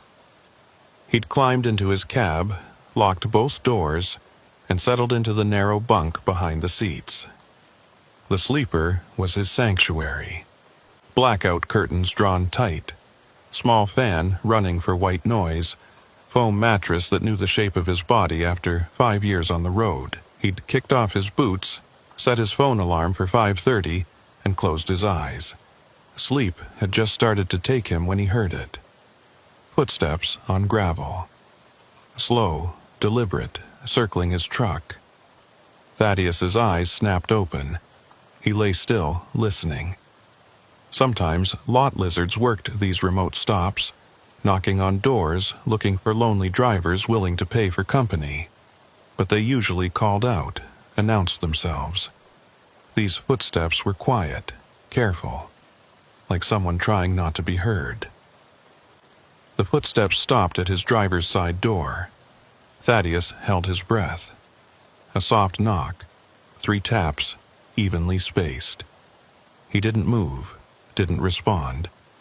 Maybe if he stayed quiet, whoever it was would assume he was asleep and move on. The knock came again. harder this time. Then a voice muffled through the door. "Hey, driver, you awake?" Male voice. Rough, like someone who'd been smoking for decades. Not a lot lizard then. Maybe another trucker with mechanical trouble, looking for help. Thaddeus sat up slowly, careful not to rock the cab. He peered through a gap in the curtains. The lot was still mostly empty, but he couldn't see anyone at his door from this angle. "Driver, I know you're in there. I can see you moving around." That wasn't possible. The curtains were completely drawn. The cab was dark. There was no way anyone could see inside. "Look, I just need to use your phone," the voice continued. "Mine's dead, and the payphone in there's been broken for months. Just for a minute, make one call, and I'll be out of your hair." Thaddeus reached for his phone, thinking maybe he could call the police. But there was no signal. Not unusual out here in the hills, but inconvenient now. The doorknob rattled. Tested. "Come on, man. It's cold out here." It wasn't cold, it was August. The temperature hadn't dropped below 70 all week. Thaddeus grabbed the tire iron he kept beside the bunk. The weight of it in his hand was reassuring. He'd never had to use it on a person, but there was always a first time. "I'm trying to sleep," he called out, making his voice deeper, rougher. "Move along." Silence for a moment. Then, "Thaddeus." Ice water flooded his veins. He hadn't told anyone his name. His company name was on the truck, sure, but not his personal name. Thaddeus Grimshaw, born in Akron, divorced, one kid you haven't seen in 3 years. Is that about right? His hand tightened on the tire iron. "Who are you?" A laugh, dry as dead leaves. "Just someone who needs to use a phone, that's all. But the longer you make me wait out here, the more interesting our conversation's going to get." The footsteps started again, circling to the passenger side. Thaddeus twisted to watch, tracking the sound. His passenger door was locked too, but locks only worked if someone was playing by the rules. The footsteps stopped. Then, impossibly, he heard them above him, on the roof of the cab. The metal creaked under the weight. Footsteps walked from front to back, paused over the sleeper section where Thaddeus sat frozen, then walked back to the front. "Nice truck," the voice said, now coming from directly overhead. "Peterbilt 579, 2018 model looks like. You take good care of it. Oil changed regular, tires rotated, but you missed something in your last inspection. Get off my truck. The seal on your sleeper vent. It's loose. Been loose for weeks, probably. Just need someone to give it a good pull and pop. There's a hole big enough to reach through." Thaddeus looked up at the small ventilation panel in the ceiling of the sleeper. It was secured with 4 screws, a metal grate over it. Solid, safe. The grate rattled. "Like I said," the voice continued conversationally, "just needs the right leverage." One of the screws fell out, landing on Thaddeus's pillow with a tiny ping. He scrambled out of the sleeper, through the gap between the seats, and into the driver's seat. His hands shook as he tried to get the key in the ignition. The engine roared to life. "There we go," the voice said, amused. "Now we're getting somewhere." Thaddeus slammed the truck into gear, ready to tear out of the lot when he saw him. A man stood directly in front of the truck, caught in the headlights. Tall, thin, wearing clothes that didn't quite fit. Pants too short, jacket too loose. His face was wrong somehow, like the features had been arranged by someone who'd only heard descriptions of faces but never seen one. Too much space between the eyes. Mouth too wide. Skin that looked gray under the lights. The man, Ichabod Thornfield, though Thaddeus didn't know that name yet, smiled. His teeth were perfect. Too perfect. Like dentures in a skull. "You're not really going to run me over, are you, Thaddeus?" Thaddeus's foot hovered over the gas pedal. Every instinct screamed at him to floor it, to drive through this thing that looked like a man but wasn't. But he couldn't. Some part of him, the human part that followed human rules, couldn't deliberately drive over someone standing still in front of him. "That's what I thought," Ichabod said. "You're a good man. Follow the rules. Don't hurt people. That's why I picked you." "Picked me for what?" "To let me in, of course." Another screw fell from the ceiling vent, then another. Thaddeus looked up just as the grate fell, clanging against the floor. Through the hole he could see stars. Then the stars were blocked by something reaching down. A hand, too long, too thin, fingers like white worms stretching toward him. He threw himself against the driver's door, fumbling with the lock. It wouldn't budge. The mechanism was jammed or held, or... The fingers touched his shoulder. Cold. Colder than anything had a right to be in August. Cold that burned through his shirt, through his skin, straight into the bone. Thaddeus screamed, twisting away, but the fingers held on. "Just let me in." Ichabod's voice came from everywhere now, outside, above, maybe inside Thaddeus's own head. "It's so much easier if you just let me in." Thaddeus swung the tire iron blindly upward, connecting with something that felt like flesh, but gave way like rotten fruit. There was a shriek, inhuman and piercing, and the fingers released him. He hit the passenger door, found it unlocked, and tumbled out onto the gravel. His shoulder was numb where those fingers had touched, the feeling spreading down his arm. He ran. Not toward the main building. That was what Ichabod would expect. Instead, Thaddeus ran towards the tree line, crashing through undergrowth, branches tearing at his clothes. Behind him, he heard laughter. "Running makes it more fun, Thaddeus, but you can't run from someone who's already inside." What did that mean? Inside what? Inside where? Thaddeus stumbled over a root, caught himself, kept running. The numbness had spread to his chest now, making it hard to breathe. His left arm hung useless at his side. He could see lights through the trees. Another road, maybe.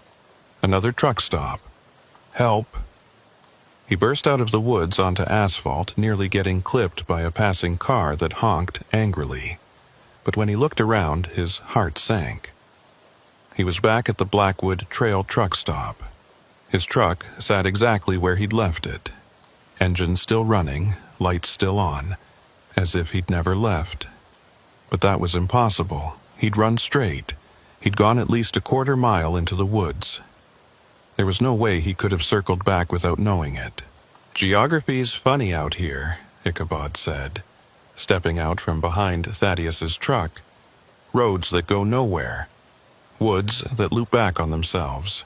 Places that exist between places. You picked a bad spot to stop, Thaddeus. What do you want?" "I told you. To come in, to get warm, to use your phone." Ichabod tilted his head at an angle that necks shouldn't bend.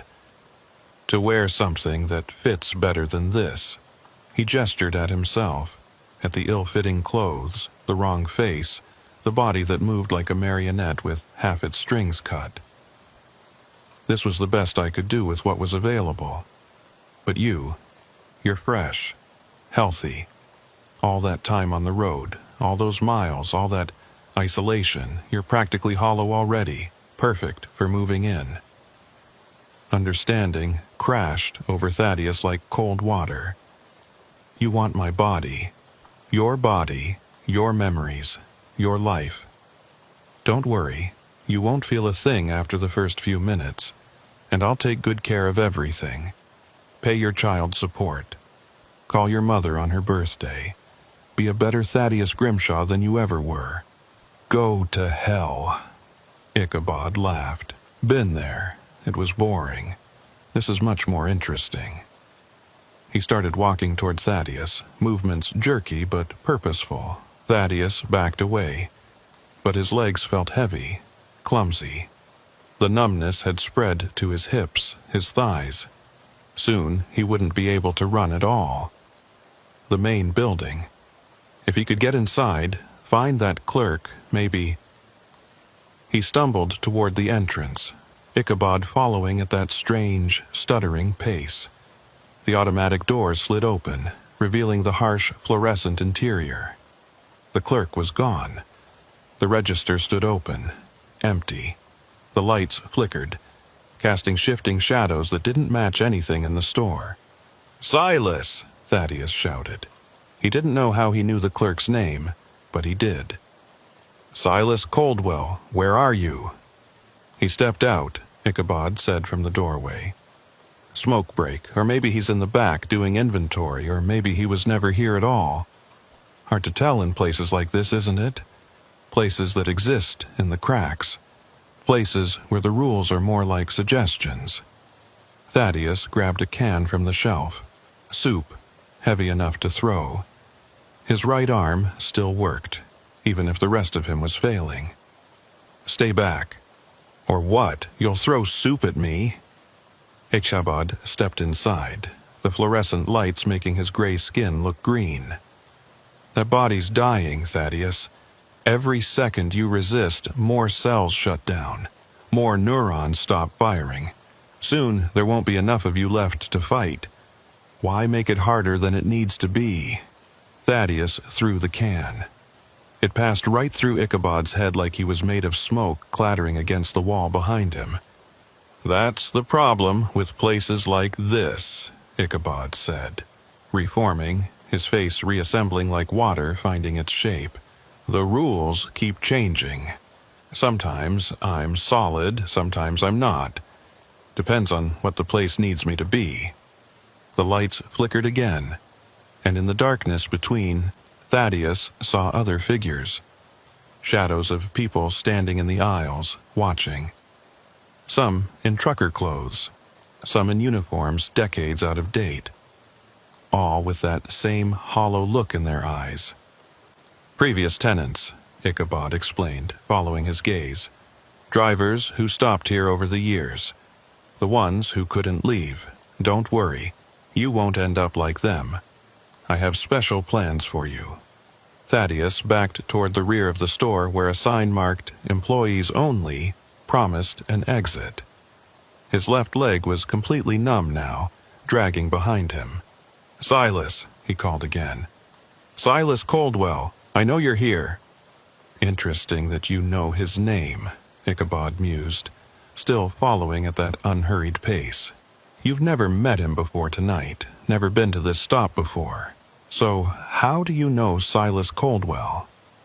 Thaddeus didn't know how to answer that. The name had just been there in his mind, like a memory that wasn't his own. He pushed through the employee door into a narrow hallway. Boxes lined the walls, old inventory covered in dust. A time clock from the 1950s hung crooked, still punching cards for workers who'd been dead for decades.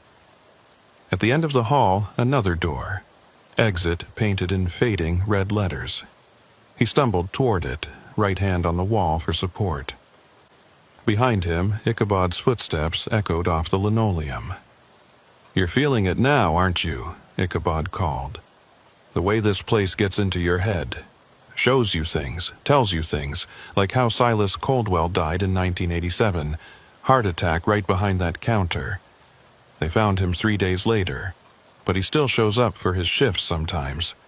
Creature of habit." The exit door was locked. Of course it was. Thaddeus slammed his good shoulder against it, but it didn't budge. The wood was solid, old, swollen with decades of humidity.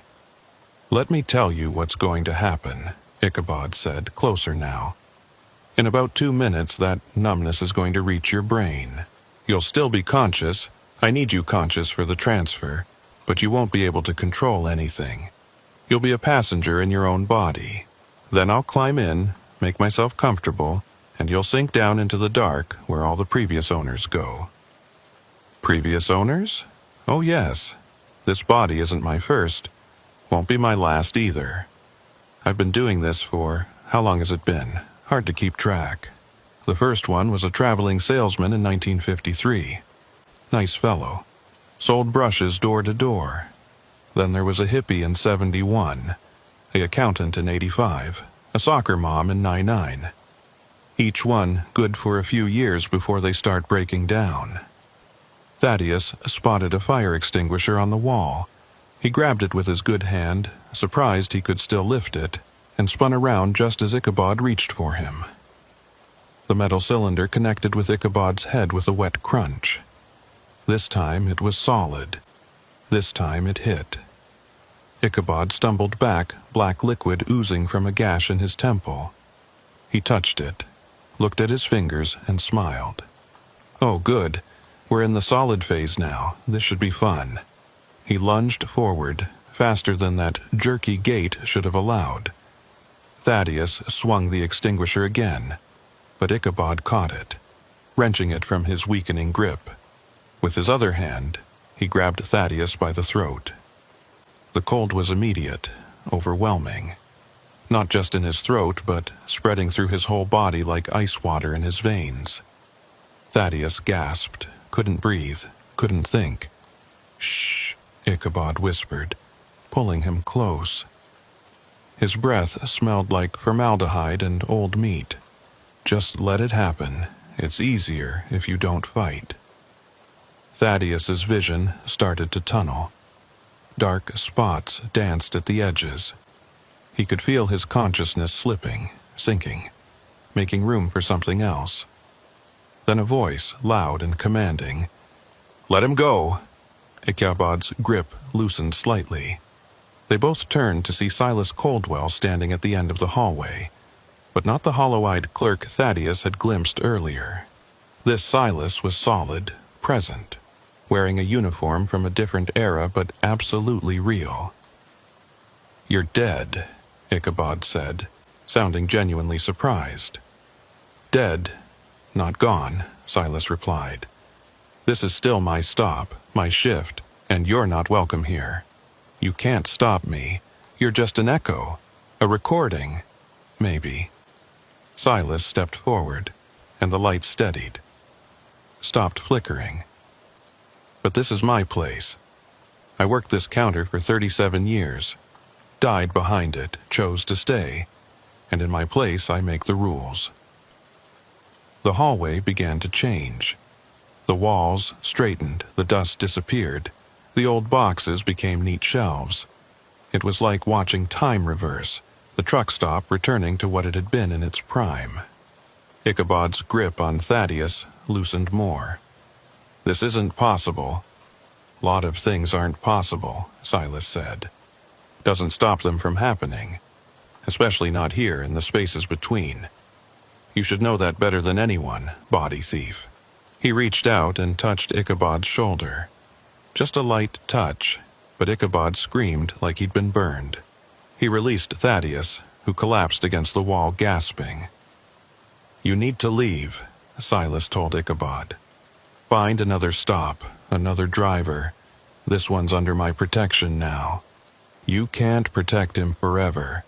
You're tied to this place. He'll have to leave eventually. Maybe, but not with you wearing him." Ichabod snarled, his face distorting, features sliding like melting wax. For a moment, Thaddeus saw what was underneath. Not a face at all, but a void. An absence in the shape of a person, hungry and endless. Then Ichabod turned and walked back through the store, his form already starting to fade. By the time he reached the automatic doors, he was translucent. By the time he stepped outside, he was gone. Silas helped Thaddeus to his feet. The numbness was receding, feeling returning to his limbs in painful tingles. "Thank you," Thaddeus gasped. "Don't thank me yet. He's not gone, just waiting. Creatures like him, they're patient. He'll follow you now. Maybe not tonight, maybe not tomorrow, but eventually. When you're tired enough, isolated enough, vulnerable enough." "What is he?" Silas shrugged. "Does it matter? something old, something hungry, something that learned it's easier to steal lives than live one.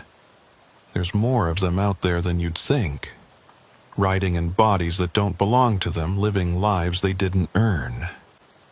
How do I stop him? You don't. You just stay alert. Stay around people. Don't stop at places like this, the in-between places, the forgotten places. They're thin spots where things like him can reach through. Silas led him back through the store, which looked normal again. Fluorescent bright, properly stocked, even a fresh pot of coffee brewing behind the counter. "Your truck's safe," Silas said. "He can't get in without your permission. That's the one rule even he can't break. You have to let him in one way or another." "I didn't let him. You stopped here. You parked in the dark corner of the lot.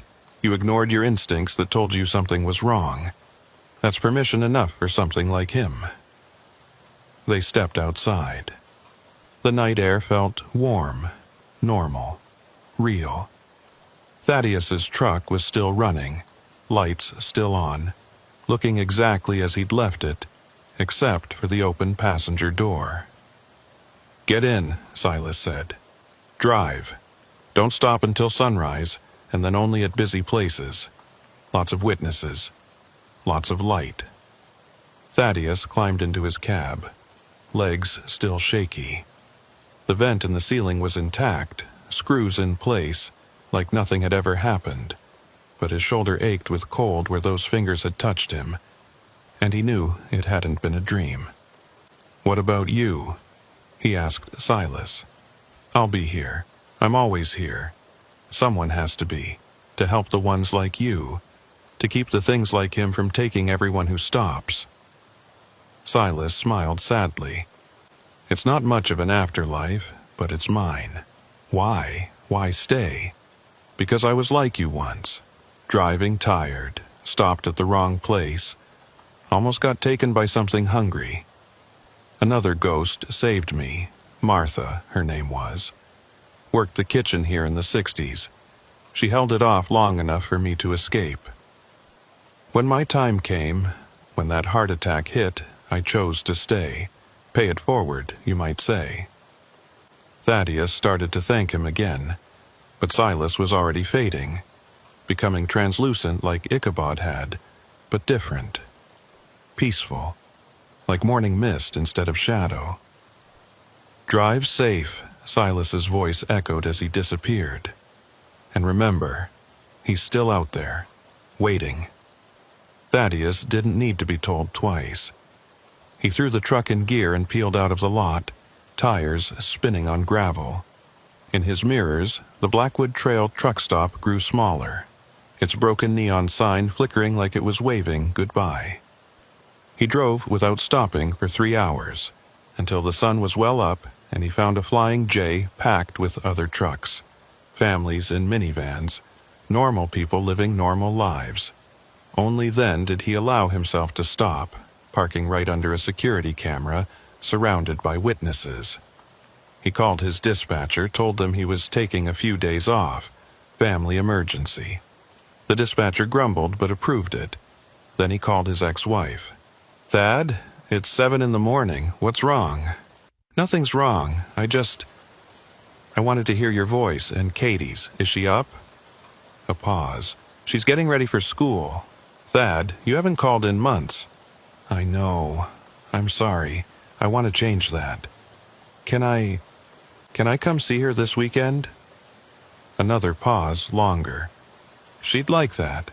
We're having her birthday party Saturday. Nothing fancy, just family. I'll be there." He hung up and sat in his cab, watching normal people do normal things. A father helping his kids out of a car seat. A woman walking her dog. A young couple sharing coffee and donuts. Life. Regular, messy, beautiful life. The kind Ichabod wanted to steal. The kind Thaddeus had been taking for granted. His phone buzzed. A text from an unknown number. "You can't stay in crowds forever. You can't stay awake forever. I'm very patient." Thaddeus deleted it. Then he blocked the number. It wouldn't stop Ichabod, but it felt good to do something. He climbed into his bunk, exhausted but afraid to sleep. Every time he closed his eyes, he saw that void where Ichabod's face should be. Felt those cold fingers on his shoulder. But eventually, exhaustion won. He slept fitfully, waking every hour to check the locks, check the vents, check that he was still alone in his cab. When evening came, he drove again. Stuck to main highways, well-traveled routes, stopped only at major truck stops with good lighting and security. Never the forgotten places. Never the in-between spaces. But sometimes, in his peripheral vision, he'd see someone walking alongside the highway. Someone tall and thin in ill-fitting clothes. Someone who waved when Thaddeus looked directly at them, then disappeared into the darkness. Waiting. 3 days later, Thaddeus made it to his daughter's birthday party. Katie hugged him like she hadn't seen him in years, which wasn't far from the truth. They ate cake, played games, acted like a normal family for a few hours. That night, his ex-wife Sarah let him sleep on the couch. "You look terrible," she said. "Are you sick?" "Just tired, long drives." "Maybe it's time to find different work. Something that keeps you closer to home." "Maybe," he agreed. But he knew he couldn't stop driving. Not yet. Because if he stopped, if he settled in one place, Ichabod would find him. Would wait for the right moment of weakness, of isolation, of vulnerability. So he kept moving. Kept driving. Kept checking his mirrors for someone who shouldn't be there. 2 months passed. 2 months of constant motion. Of never sleeping in the same place twice. Of checking every shadow and questioning every stranger. Thaddeus had developed a routine that kept him safe, but was slowly killing him in other ways. He only stopped at major chains. Love's, Pilot, Flying J. Always parked under lights. Always near other trucks. He installed new locks on his cab doors, the kind that couldn't be picked or jimmied. He sealed the ceiling vent with industrial adhesive and metal plates. He kept the tire iron within arm's reach at all times. But you can't run forever. The human body needs real rest, not just the fitful dozing he managed in busy parking lots. The constant vigilance was wearing him down. He'd lost 20 pounds. His hands shook from too much caffeine. His eyes had that 1,000-yard stare that comes from never truly relaxing. The money was running out too. He'd been taking only short hauls, easy runs that kept him on major highways. The pay was less, and the fuel costs were eating into his savings. His ex-wife had started asking questions about why he looked so thin, why he jumped at sudden noises, why he insisted on sleeping with all the lights on when he visited Katie. It was a Tuesday night in October when things changed. Thaddeus was hauling a load of furniture from Cincinnati to Richmond, a route he'd run 50 times before. He knew every mile of I-64, every exit, every safe place to stop. But somewhere near the West Virginia border, a construction zone forced a detour. Orange signs directed traffic off the highway onto state routes he didn't recognize. The GPS recalculated, showing a path through back roads that would add an hour to his trip.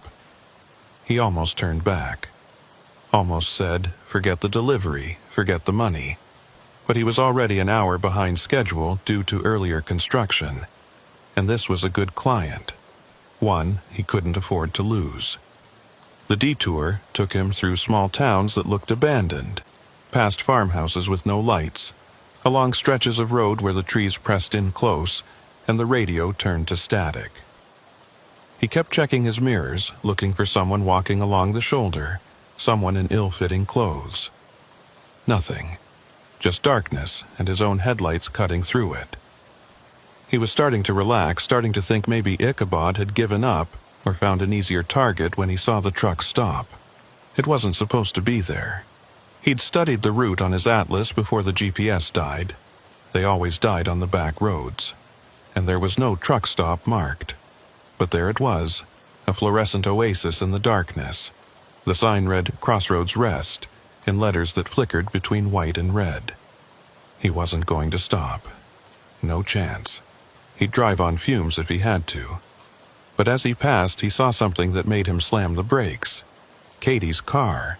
His daughter's beat-up Honda Civic with the dented rear bumper and the college sticker in the window. Parked right there in the lot. That was impossible. Katie was at home, 300 miles away. She had school tomorrow. There was no reason for her to be here. No way she could even know where here was.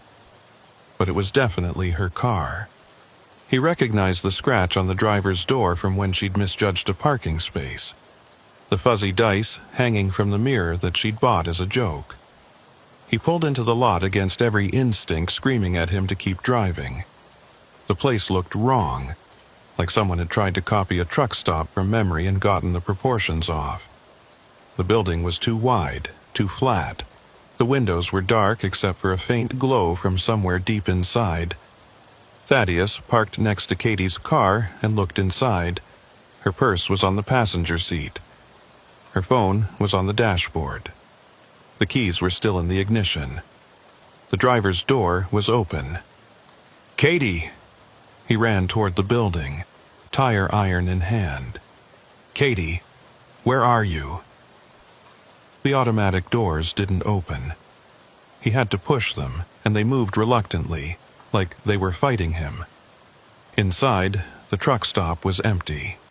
Not just of people, but of products. The shelves were bare. The coolers were dark. The only light came from a single fluorescent tube that buzzed and flickered. "Katie!" "She's in the back." Thaddeus spun around. Ichabod stood by the doors, looking exactly as he had 2 months ago. Same ill-fitting clothes, same wrong face, same hungry void where his eyes should be. "You son of a—" "Language, Thaddeus. Your daughter might hear you." "If you've hurt her—" "Hurt her? I haven't touched her, haven't needed to. She came here all on her own. Well, she thought she was driving to her friend's house. But roads are funny things. Sometimes they take you where you need to go, not where you want to go." "Let her go." "Of course, as soon as you take her place." Ichabod smiled that too wide smile. "That's always been the deal, hasn't it? You knew I'd find a way, if not through you, then through someone you care about. Your ex-wife, your daughter, your mother in that nursing home in Akron. You're bluffing. You can't really have her. Room 7, the old motel section they closed in 2003. She's waiting for you. Probably wondering why her car won't start, why her phone won't work, why the nice man who offered to help keeps asking such strange questions." Thaddeus pushed past him, through the empty store, following signs for motel that looked hand-painted and fresh. A hallway led to a section of the building that shouldn't exist. It was too big, extended too far for the structure he'd seen from outside. The motel rooms lined up like teeth, all closed except for number 7. The door stood slightly open, warm light spilling out. He pushed it open with the tire iron. Katie sat on the bed, staring at nothing. Her eyes were open but vacant, like she was sleepwalking. A man sat next to her, another wrong-looking person in clothes that didn't fit, face that didn't quite work. This one was younger-looking, wearing a Letterman jacket from a high school that probably hadn't existed for decades. "Hello," the man said in a voice like autumn leaves. "I'm Silas Coldwell." "No," Thaddeus said. "Silas was the ghost at the other stop, the one who helped me. Was he? Or was that just what you needed to see, what you needed to believe to trust him?" The thing calling itself Silas stood up. "We've been doing this for so long, Ichabod and I. He drives them to me. I give them hope, back and forth, wearing them down, until they're too tired to fight anymore. You're lying. Am I? Think about it. How did I know exactly when to appear? How did I have the power to drive Ichabod away? Why did he leave so easily? The doubt crept in like cold air through a crack. Had it all been a setup? A good cop, bad cop routine played by things that weren't even human? Daddy? Katie's voice, small and confused. She was looking at him now, really looking, but her eyes kept sliding away like she couldn't quite focus. I'm here, baby. I'm going to get you out. I don't know how I got here. I was driving to Madison's house, and then the road looked different, and my car stopped. And these men said they'd help, but they keep asking strange questions. They want to know about you. It's okay. We're leaving now. He reached for her hand. She took it, her fingers cold but real, solid. He pulled her to her feet. You can't leave, the false Silas said. Not both of you. That's not how it works. Someone has to stay. Someone always has to stay. Watch me. Thaddeus headed for the door, pulling Katie with him. But the door wouldn't budge. It had been opened seconds ago, but now it was sealed shut. Not just locked, but fused, like the wood had grown together. Every place like this needs an anchor, Ichabod said, appearing in the corner of the room like he'd always been there. Someone to draw others in. For 40 years, it was the real Silas Coldwell. But he finally faded, used up, nothing left but echoes. So we need a replacement. The real Silas. So he was real. He did help me. Oh, yes. Right up until we ate him. Delicious. All that guilt and duty. Sustained us for months. Ichabod licked his lips with a tongue that was too long, too dark. But now we need fresh meat. And you've been marinating in fear for 2 months. You'll be perfect. They started closing in from both sides. Thaddeus pushed Katie behind him, raised the tire iron. That won't work this time, the false Silas said. This is our place. We make the rules here. The tire iron crumbled to rust in Thaddeus's hands, orange powder falling through his fingers. However, Ichabod said, we're not unreasonable. We'll make you a deal. You stay, we let her go. Simple trade. She won't remember any of this, false Silas added. She'll wake up in her car at a real rest stop thinking she dozed off. Normal life continues. All it costs is you. Thaddeus looked at Katie, at her confused, frightened face. 17 years old, her whole life ahead of her. College applications on her desk. Boyfriend waiting for her to text back. Friends planning a Halloween party, a life, a real life. Okay, he said. No! Katie grabbed his arm. Dad, no! We can fight them. With what, kiddo? They're right, this is their place. But, he turned to her, put his hands on her shoulders. Listen to me. You're going to leave here. You're going to forget this happened. You're going to live your life. Go to college. Fall in love. Have kids of your own someday. And you're not going to end up like me, running scared, looking over your shoulder. Dad, please. I love you, Katie. I haven't said that enough, haven't been there enough. But I love you. She was crying now. I love you too. Good, remember that. Even if you forget everything else, remember that. He looked at Ichabod and false Silas. Do it.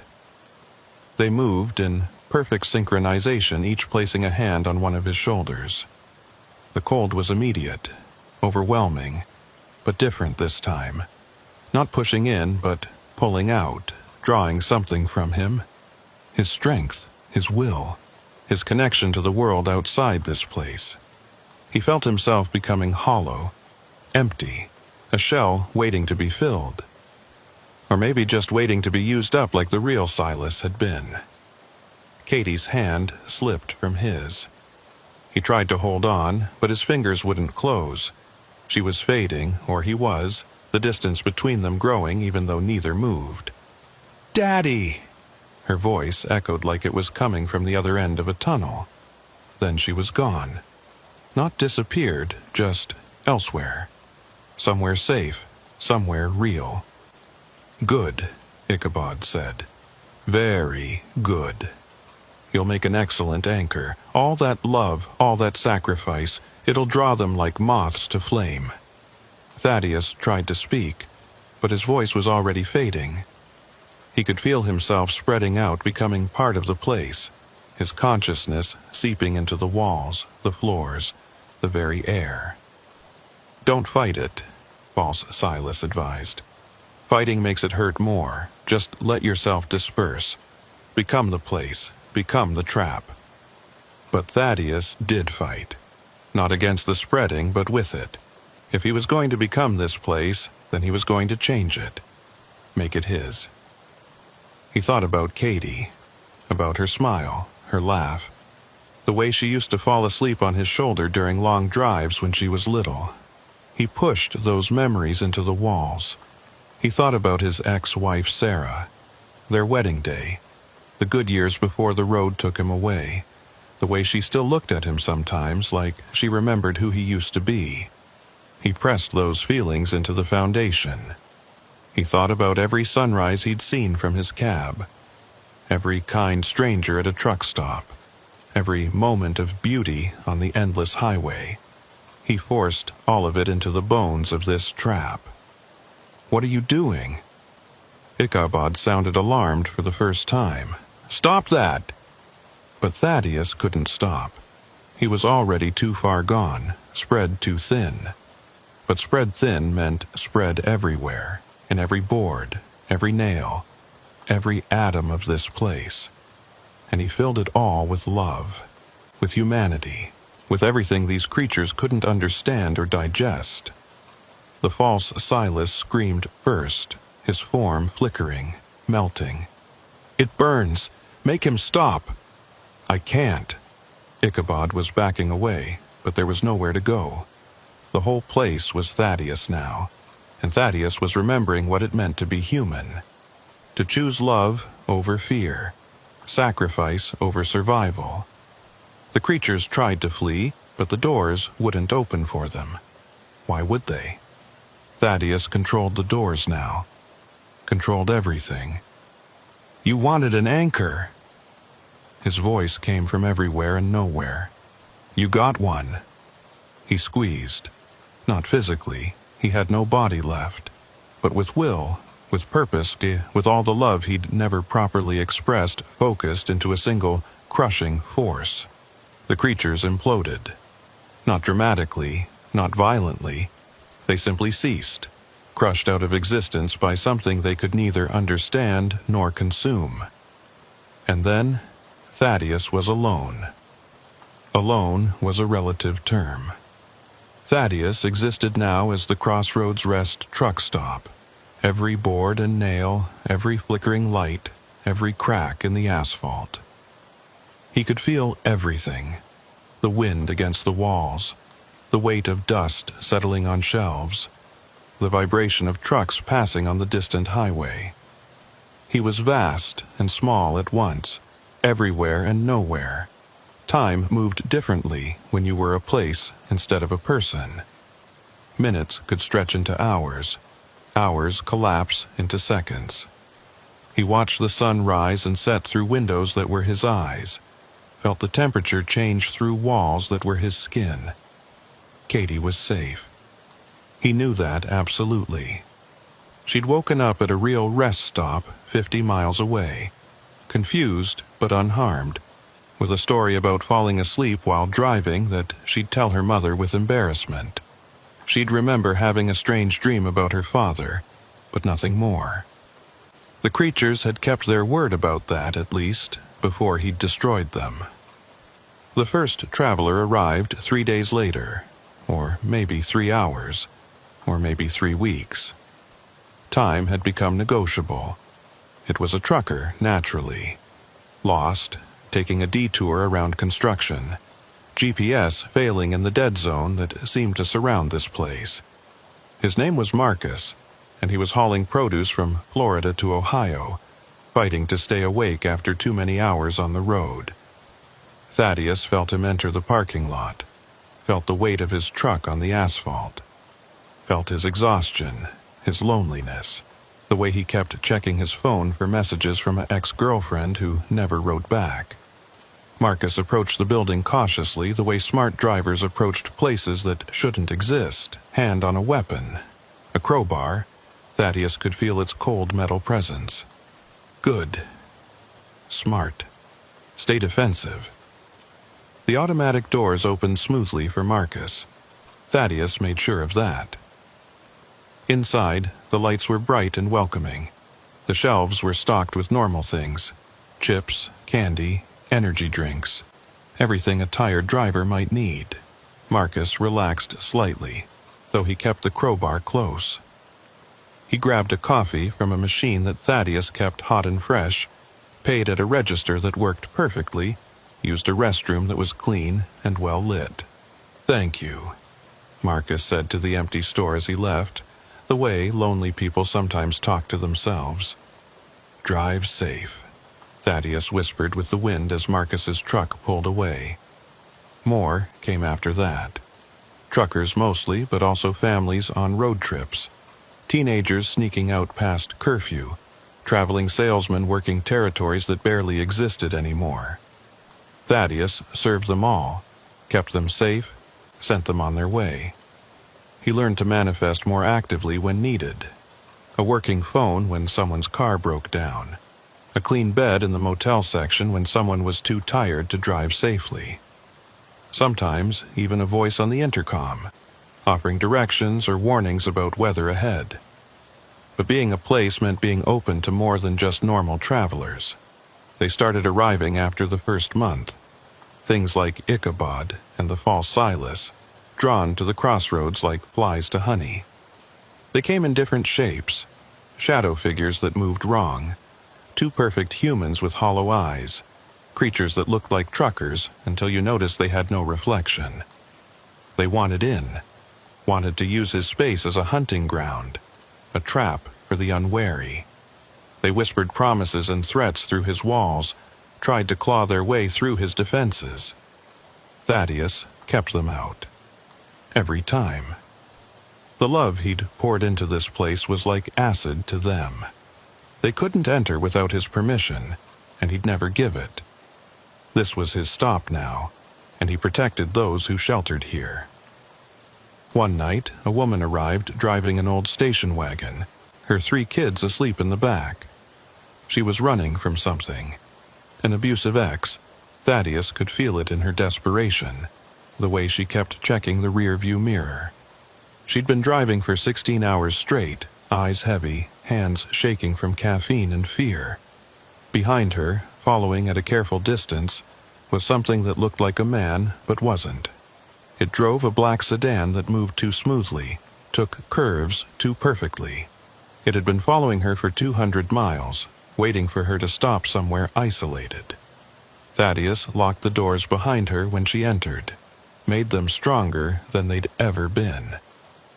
The thing in the sedan parked outside, engine running, waiting. "You can sleep here," Thaddeus said through the intercom, making his voice gentle, fatherly. "The motel room's free. You and your kids will be safe." The woman started crying.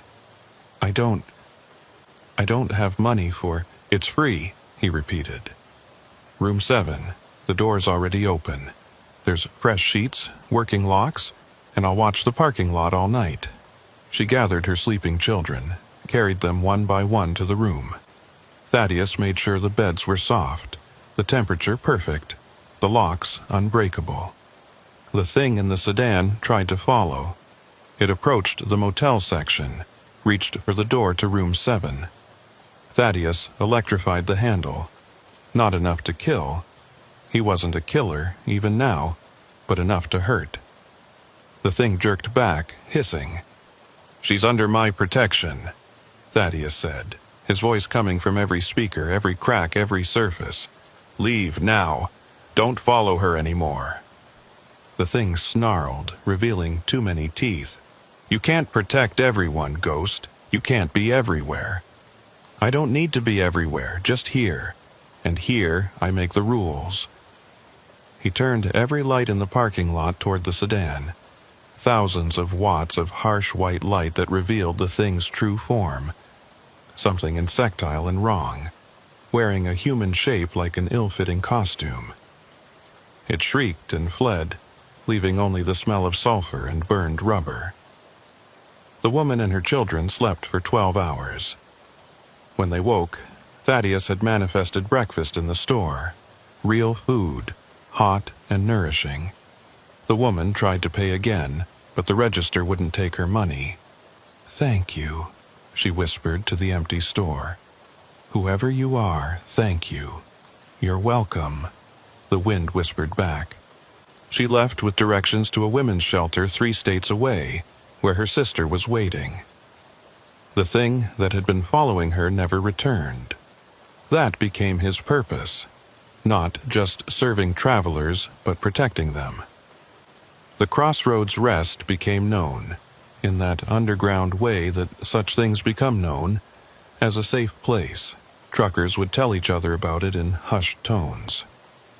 If you're ever in real trouble, there's this stop off Route 64. Doesn't show on maps, but it's there when you need it. 6 months in, or maybe 6 years, time remained fluid. Katie visited. She didn't mean to. She was driving back from college for Thanksgiving break, took a wrong turn in construction, and found herself pulling into the lot. Thaddeus felt her presence like a warm light, familiar and painful at once. She entered cautiously, looking around with a frown. This place feels familiar. Thaddeus wanted to speak to her, to tell her he was there, that he loved her, that he was proud of the woman she was becoming. But that would be selfish. She had a life to live, one free from the knowledge of what lurked in the spaces between. Instead, he just made sure her coffee was perfect. Her favorite candy bar was in stock, and the restroom was spotless.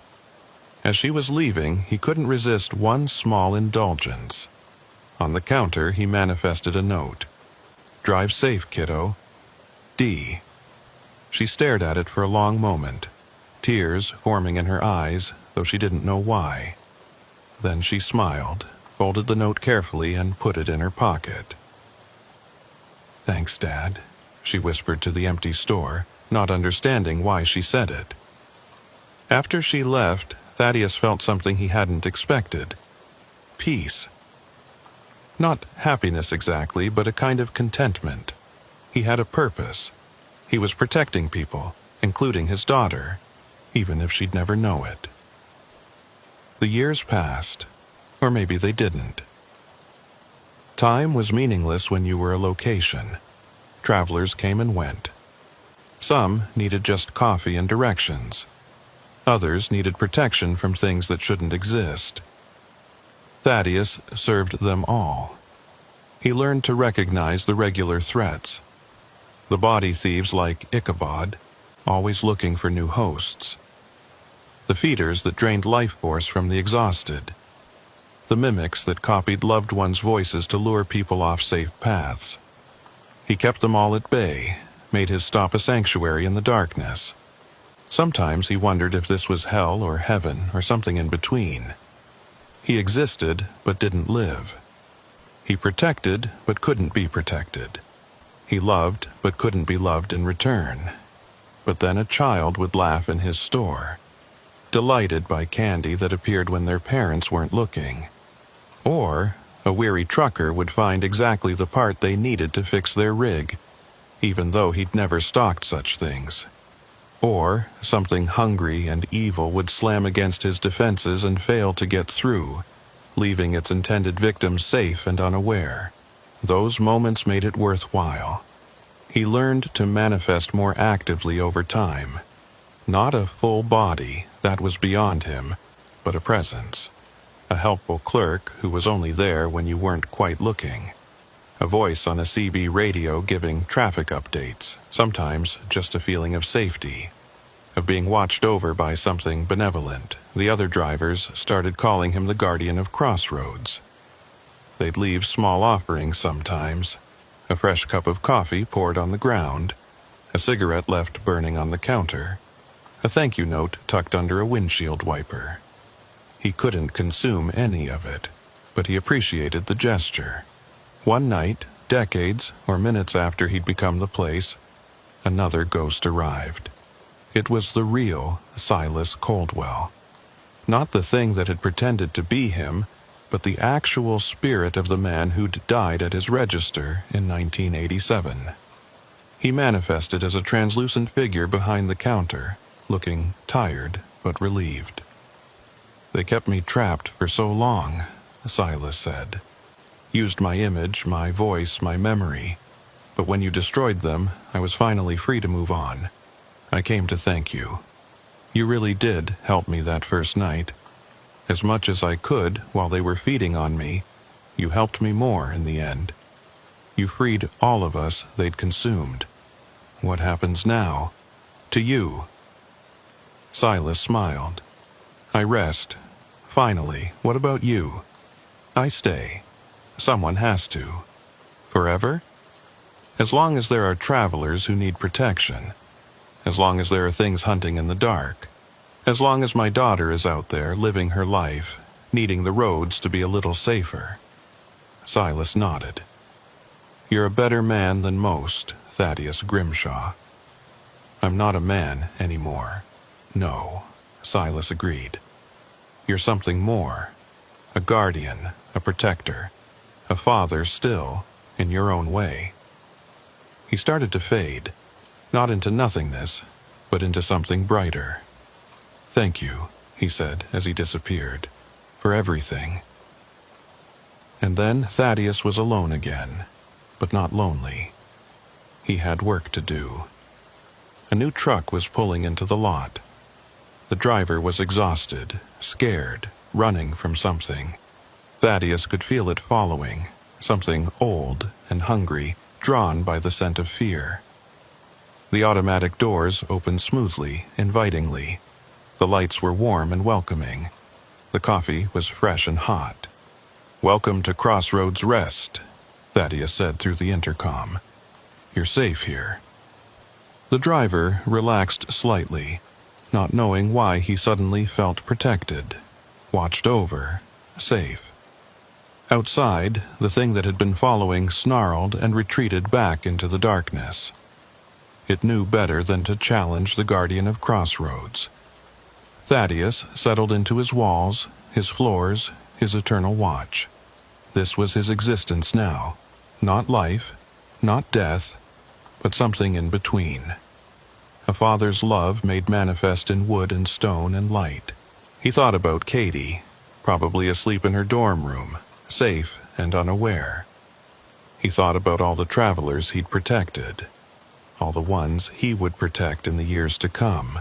It wasn't the life he'd planned, but it was a purpose worth having. The night stretched on, full of dangers and possibilities. And Thaddeus Grimshaw, who had once been a trucker afraid of stopping at the wrong place, had become the right place for others to stop. He kept the lights on. He kept the coffee hot. He kept the darkness at bay. And somewhere out there his daughter drove safely through the night, protected by a love that transcended death itself. That was enough. It had to be. Josiah Darkmore first noticed the headlights in his mirrors somewhere outside of Beckley, West Virginia. It was nearing midnight on a Thursday, the kind of nothing special night that truckers lived through thousands of times without incident. He was hauling steel beams from Pittsburgh to Atlanta, a regular run he'd been doing twice a month for the past 3 years. The load was heavy but legal, his paperwork was in order, and he had plenty of hours left on his electronic log. The vehicle behind him wasn't unusual at first. Just another set of headlights on I-77 southbound, maintaining a respectful distance, neither crowding nor lagging. Could have been anyone. Another trucker, a family on vacation, a salesman heading home. Josiah didn't give it much thought beyond the automatic awareness all drivers develop for the traffic around them. But after 20 miles it was still there, same distance, same lane position, same steady pace that matched his exactly. That was odd, but not alarming. Sometimes vehicles naturally fell into sync on long stretches of highway, especially late at night when the road hypnotized you into a rhythm. Josiah varied his speed slightly, dropped to 65, pushed up to 72. The headlights behind him matched every change, maintaining that exact 3-second following distance. He changed lanes, moving from right to center to pass a slower vehicle. The follower changed lanes at precisely the same spot, as if following invisible tracks Josiah had laid down. Coincidence, he muttered to himself, but his hands had tightened on the wheel. At exit 48, he decided to test it. Without signaling, he veered toward the off-ramp at the last second, the kind of move that would have sent any normal following vehicle sailing past. But the headlights behind him swerved too, following him onto the ramp with perfect precision. Josiah's mouth went dry. He pulled into the first gas station he saw, a well-lit shell with several other vehicles at the pumps. The follower pulled in too, but parked at the edge of the lot, engine running, lights still on. Now he could see it clearly for the first time. It was a sedan, dark blue or black. One of those anonymous models that could have been a Toyota or Honda or Hyundai, the kind of car designed to be forgotten. The windows were tinted too dark to see inside. The license plate was muddy, unreadable. Josiah sat in his cab for a full minute watching. The sedan didn't move. Nobody got out. It just sat there, idling, waiting. He climbed down from his truck, making a show of checking his tires, stretching his back, all while keeping the sedan in his peripheral vision. When he walked toward the store, he saw the driver's door of the sedan open slightly, then close again, like someone had started to get out, then changed their mind. Inside the store, Josiah bought coffee he didn't want and a bag of chips he wouldn't eat. The clerk, a young woman with tired eyes and a name tag that read Destiny, barely looked up from her phone. "That dark sedan," Josiah said, trying to sound casual. "It come through here often?" Destiny glanced toward the window. "What sedan?" Josiah looked. The parking lot was empty except for his truck and a minivan at Pump 3. The sedan was gone. Never mind. He walked back to his truck, scanning the area. No sign of the vehicle. Maybe he'd been imagining things. Too many hours on the road could make you paranoid. See patterns that weren't there. He pulled back onto the highway, merged into traffic, and settled back into his rhythm. 5 miles later, he checked his mirrors. The headlights were back. Same distance, same position. This time, a cold sweat broke out on his neck. He grabbed his CB radio. "Breaker, breaker. This is Steel Horse southbound on 77 near mile marker 54. Anyone else seeing this dark sedan playing games?" Static, then a voice, gravelly and amused. "What kind of games, Steel Horse?" "Following too close, matching speeds. Real suspicious-like." "Don't see nothing behind you, driver. Road looks clear from where I'm sitting." Josiah checked his mirrors again. The headlights were there, plain as day. "You sure? Dark sedan, maybe blue or black, about 3 seconds behind me?" "I'm looking right at you, Steel Horse.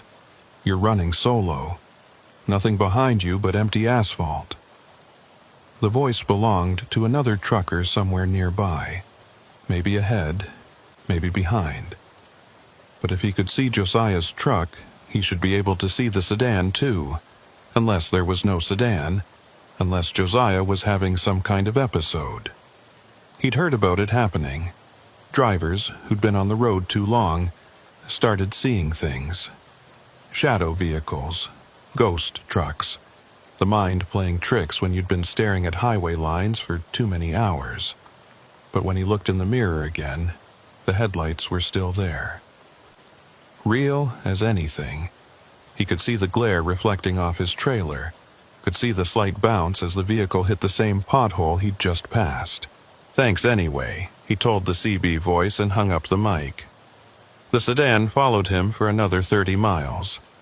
Then, just as suddenly as it had appeared, it was gone.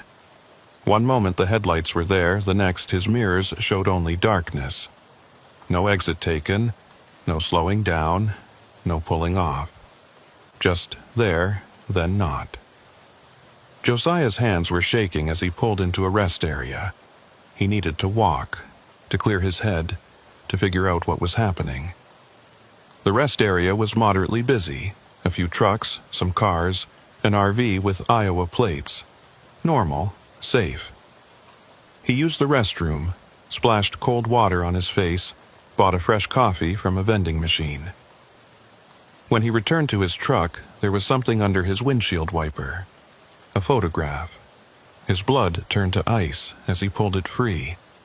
It was a picture of his truck, taken from behind, from the exact angle the sedan had been following. The timestamp in the corner showed 11:47 p.m., 20 minutes ago, while he'd been driving, while the sedan had been behind him. He flipped it over. On the back, in neat handwriting, "You're carrying something that doesn't belong to you." Josiah looked around wildly, but the rest area was quiet. No dark sedan, no one watching, just travelers going about their business. He thought about his load. Steel beams, nothing special. He'd picked them up from the same facility he always did, loaded by the same crew, sealed with the same protocols. The manifest was standard, the weight was right. What could someone think he was carrying? His phone rang. Unknown number. Against his better judgment, he answered. Josiah Darkmore. The voice was neutral, neither male nor female, processed through something that made it sound artificial. "You need to pull over and check your load." "Who is this?" "Check your load, Mr. Darkmore. Middle section, behind the third beam from the front." "I'm not opening my trailer on the say-so of, 'The sedan will follow you until you do.' Every mile, every stop. And if you reach Atlanta with the cargo still hidden, things will become significantly more complicated for everyone involved." The line went dead. Josiah stood there in the pool of light from the rest area's floods, phone in one hand, photograph in the other. Every instinct told him to ignore it, to get back on the road, to deliver his load and forget this night had ever happened. But he knew the sedan would be waiting, knew those headlights would appear in his mirrors the moment he merged back onto the highway. He walked to the back of his trailer. The seal was intact, numbered and logged just as it should be. Breaking it meant paperwork, explanations, potential delays. But not breaking it meant driving the rest of the way to Atlanta with that thing following him, with the mystery of what was hidden in his load eating at him. He cut the seal. The trailer doors swung open, revealing neatly stacked steel beams, secured with chains and straps exactly as they should be. He climbed up, flashlight in hand, and made his way to the middle section. Third beam from the front. He shone his light behind it. There was a gap between the beams that shouldn't have been there, and wedged in that gap was a metal case about the size of a briefcase, sealed with electronic locks that blinked red in the darkness. Josiah's first thought was drugs. His second was weapons. His third was that he was being set up, that this was some elaborate frame job, and any second now law enforcement would swarm the rest area. But no one came. The rest area remained quiet except for the distant sound of traffic on the highway. He tried to pull the case free, but it was wedged tight. It would take tools, time, maybe help to extract it. As he was considering his options, his phone rang again. Same, unknown number. "Leave it," the voice said as soon as he answered. "Now that you know it's there, our business is concluded. Deliver your load as normal. Someone will retrieve the case in Atlanta." "I'm not trafficking whatever this is." "You already are. You have been for 3 years, Mr. Darkmore, twice a month. Regular as clockwork. This is just the first time we've had to make you aware of it." Josiah's legs went weak. 3 years. Every load he'd carried on this route for 3 years had been compromised? "We've never had a problem before," the voice continued. "You've been an excellent, unwitting courier. But this time, someone else knows. Someone who wants what's in that case. The sedan isn't ours. Then whose?" He heard it before he saw it. The distinctive rumble of a modified engine. He turned to see the dark sedan pulling into the rest area, moving slowly, prowling like a predator that had cornered its prey. "Mr. Darkmore," the voice on the phone said urgently. "Close the trailer. Get in your truck. Drive. Now." The sedan parked directly behind Josiah's trailer, blocking him in. The engine died. The lights went out. For a moment, nothing moved. Then, all 4 doors opened at once, and 4 men stepped out. They were dressed identically, dark suits that looked wrong somehow, cut in a style that was neither modern nor vintage, but something in between. Their faces were obscured by the shadows, but Josiah could see they were all looking directly at him. "The case, Mr. Darkmore," one of them said. His voice was cultured, refined, with an accent Josiah couldn't place. "We'll be taking it now." "I don't know what you're talking about." The man who'd spoken, Josiah would later learn his name was Mordecai Ashworth, smiled. It was not a pleasant expression. "Of course you do. You just looked at it. We watched you find it, examine it, consider your options. Now you're going to hand it over, and we'll all go our separate ways. And if I don't..." Mordecai tilted his head. "Have you ever seen what happens to a human body when it's exposed to certain frequencies of sound? Frequencies below the range of hearing, but perfectly capable of liquefying internal organs. It's quite fascinating from a scientific perspective. Less so from the victims." One of the other men pulled something from his jacket. It looked like a tuning fork, but larger, made of some dark metal that seemed to absorb light. "That's impossible," Josiah said, but his voice shook. "Many things are impossible, Mr. Darkmore. That doesn't stop them from happening." Mordecai took a step forward. "The case? Now." Josiah's phone buzzed in his hand. A text this time. "Stall them. Help is coming." Help from whom? The people who'd been using him as an unwitting drug mule for 3 years? But what choice did he have? "The case is wedged tight," Josiah said, trying to keep his voice steady. "It'll take tools to get it out. 20 minutes, maybe 30. Mordecai Ashworth studied him with eyes that reflected the rest area's lights like a cat's. "You have 5 minutes. That's not..." The man with the tuning fork struck it against the side of the trailer. The sound it produced wasn't heard so much as felt. A vibration that went through Josiah's bones, made his teeth ache, his vision blur. His knees buckled and he had to grab the trailer door to stay upright. 5 minutes, Mordecai repeated. Josiah climbed back into the trailer, mind racing. He had no tools that could extract the case quickly. His phone showed no new messages. Whatever help was supposedly coming, it wasn't here yet. He made a show of trying to shift the beams, grunting with effort, buying time. Through the open trailer doors, he could see the 4 men standing in a semicircle, patient as tombstones.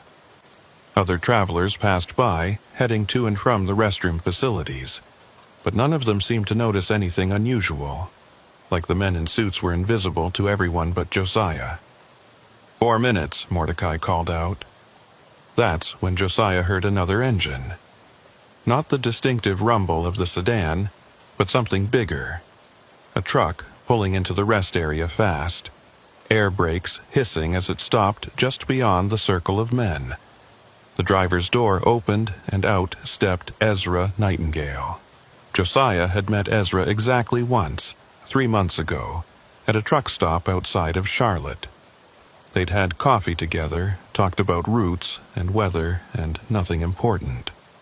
Ezra had seemed like just another driver, mid-50s, graying beard, Carolina Panthers cap, wedding ring worn thin from years of use, but the man who stepped out of that truck now looked different. Same face, same clothes, but he moved with purpose, with authority, and the four men in suits all turned to face him immediately, like they recognized a threat. "Gentlemen," Ezra said pleasantly, "I believe there's been a misunderstanding." "No misunderstanding," Mordecai replied. "The case belongs to us. We're simply recovering stolen property." "Stolen?" Ezra laughed. "That's rich, coming from you. How many years did you work for the company before you went rogue? 5? 6? The company lost its way. We're simply continuing the original mission. The original mission didn't involve threatening innocent truckers at rest stops." Josiah climbed down from the trailer, completely lost. "Can someone please tell me what the hell is going on?" Ezra glanced at him. "Short version, you've been transporting something valuable, something that multiple parties want. The company, my employer, has been using your regular route to move it safely. These gentlemen used to work for the company but had a philosophical disagreement about how certain assets should be used. What's in the case? Nothing that concerns you, and everything that concerns you." Ezra's expression softened slightly. "I'm sorry you got pulled into this, Josiah. We tried to keep you insulated." 3 years, Josiah said. 3 years I've been carrying... What, drugs? Weapons? "Information," Mordecai said. "The most dangerous weapon of all.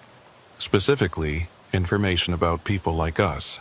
People who can do things that shouldn't be possible." He held up the tuning fork device. "This is just a toy compared to what some of us can do. The company has been cataloging us for decades. Names, abilities, weaknesses. The case contains a drive with everything. And you want it why? Because we're tired of being cataloged, controlled, used as assets instead of treated as people." Mordecai's voice had taken on an edge of genuine emotion. "The company talks about protection, about keeping the world safe from us. But really, they're just another form of prison." "Prison?" Ezra stepped forward. "We gave you purpose, training, control over abilities that were destroying you. You gave us leashes, and now we're cutting them." The air between the two groups had grown thick with tension. Josiah could feel it, like the moment before lightning strikes. He started backing away slowly, but Mordecai's attention snapped to him. "The case, Mr. Darkmoor, now, or things get unpleasant for everyone here." "Josiah," Ezra said calmly, "get in your truck and drive away. We'll handle this." "He's not going anywhere," Mordecai said. One of his men moved to block Josiah's path to the truck cab. That's when things went wrong. The man with the tuning fork struck it again, but this time Ezra was ready. He pulled something from his pocket, a small silver disc, and threw it.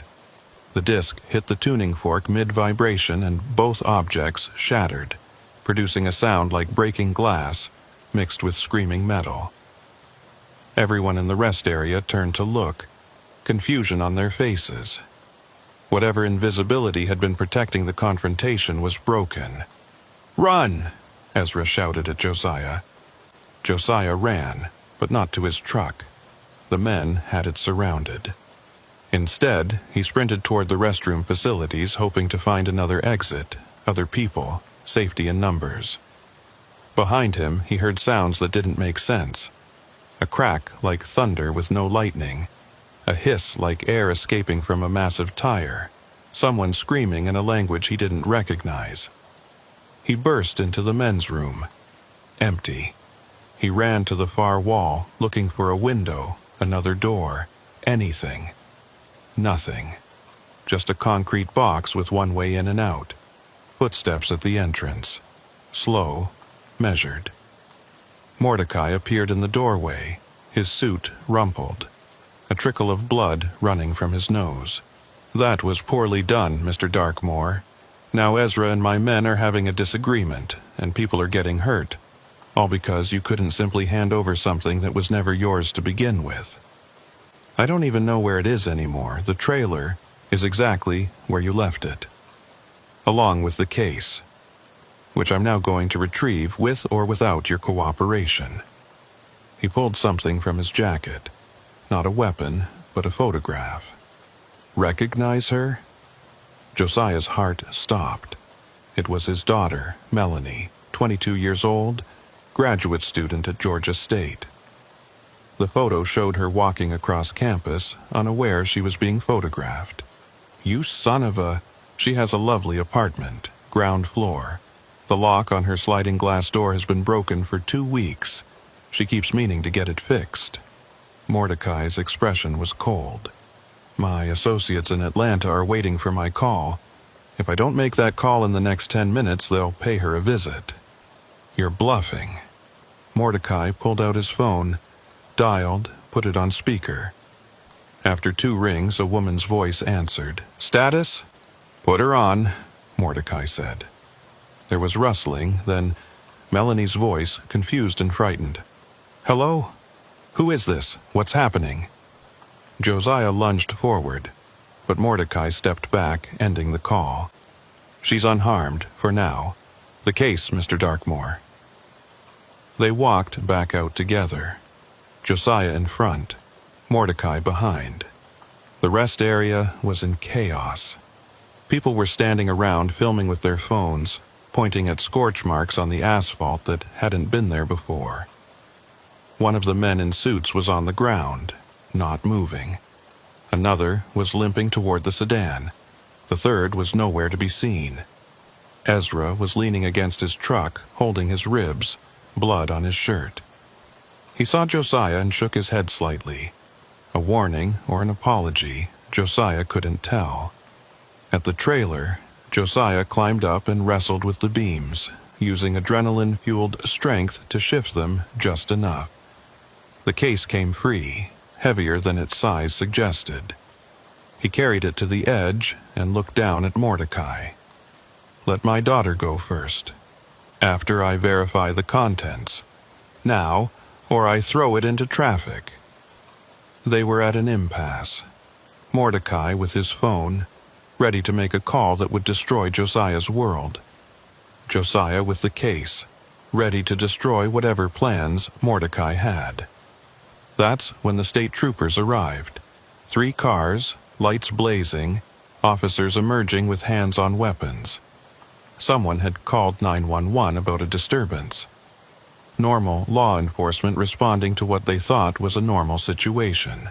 Mordecai's expression didn't change, but Josiah saw him calculate odds, options, outcomes. With witnesses and cameras and law enforcement, the situation had become untenable. "This isn't over," Mordecai said quietly, then walked calmly to the sedan. His remaining men were already inside. They pulled away smoothly, as if nothing had happened, as if they hadn't just threatened everything Josiah cared about. The lead trooper approached. "Sir, I need you to step down from the vehicle." Josiah climbed down, still holding the case. His hands were shaking. "Officer, Josiah!" Ezra had walked over, moving stiffly. He held up a federal badge Josiah couldn't read from this distance. "Agent Ezra Nightingale, NSA. This is a matter of national security. I need to speak with your supervisor." The trooper looked skeptical but pulled out his radio. While he talked, Ezra moved closer to Josiah. "Your daughter's safe," he said quietly. "We had people watching her apartment the moment Mordecai's team showed up. She's being moved to a secure location as we speak." "You knew? You knew they'd threaten her?" "We suspected. Mordecai's predictable in his methods. Family leverage is his favorite tool." Ezra held out his hand. "The case, Josiah. Please. What happens to me? My daughter? You go back to your life, both of you. We'll ensure Mordecai and his people never bother you again." "How can you guarantee that?" "Because after tonight, they'll have bigger problems than one missing case. This was a trap, Josiah. The case is real, yes, but it's also bait. Every member of Mordecai's rogue cell showed themselves tonight. We've been tracking them for months, and now we know exactly who they are, where they operate, who they work with." Josiah handed over the case. It felt like surrendering a burden he'd never asked to carry. Ezra took it carefully. "There's a clean truck waiting for you at the next rest area south. Your load will be transferred. You'll deliver empty beams to Atlanta, collect your payment, and forget this ever happened." "Can I? Forget, I mean?" "That's up to you, but I'd recommend trying." Ezra paused. "For what it's worth, you handled yourself well tonight. Most people would have panicked." "I did panic. But you didn't break. That matters." The state troopers were finishing up, taking statements from witnesses that Ezra's federal authority would later make disappear. The rest area was slowly returning to normal, though people still clustered in groups, sharing videos, trying to make sense of what they'd seen. Josiah climbed into his truck, started the engine. In his mirrors, he could see Ezra talking to the troopers, the case at his feet. No sign of the dark sedan, no mysterious headlights. He pulled out onto the highway heading south. 5 miles later, his phone rang. "Melanie. Dad, something really weird just happened. These federal agents showed up and said I had to come with them, something about a security threat. They won't tell me anything else. Are you okay?" "I'm fine, just confused. They're putting me in a hotel for the night. Dad, what's going on?" "I don't know, sweetheart. Just do what they say. Stay safe. I'll call you tomorrow." "Dad, you're scaring me." "I know. I'm sorry. Everything's going to be okay." He hoped that wasn't a lie. The promised clean truck was waiting at the next rest area. A professional crew transferred the steel beams, just beams now, no hidden cargo, in under 20 minutes.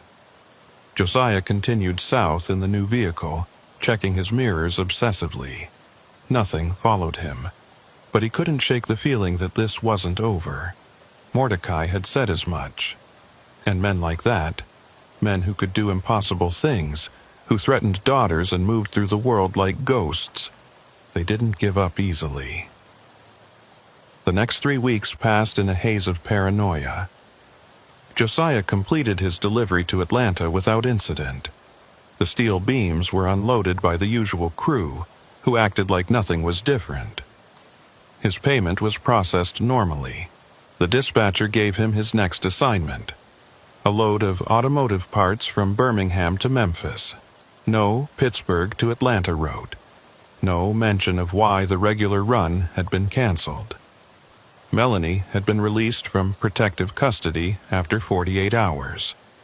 The federal agents told her it had been a case of mistaken identity, apologized for the inconvenience, and gave her a number to call if she noticed anything unusual.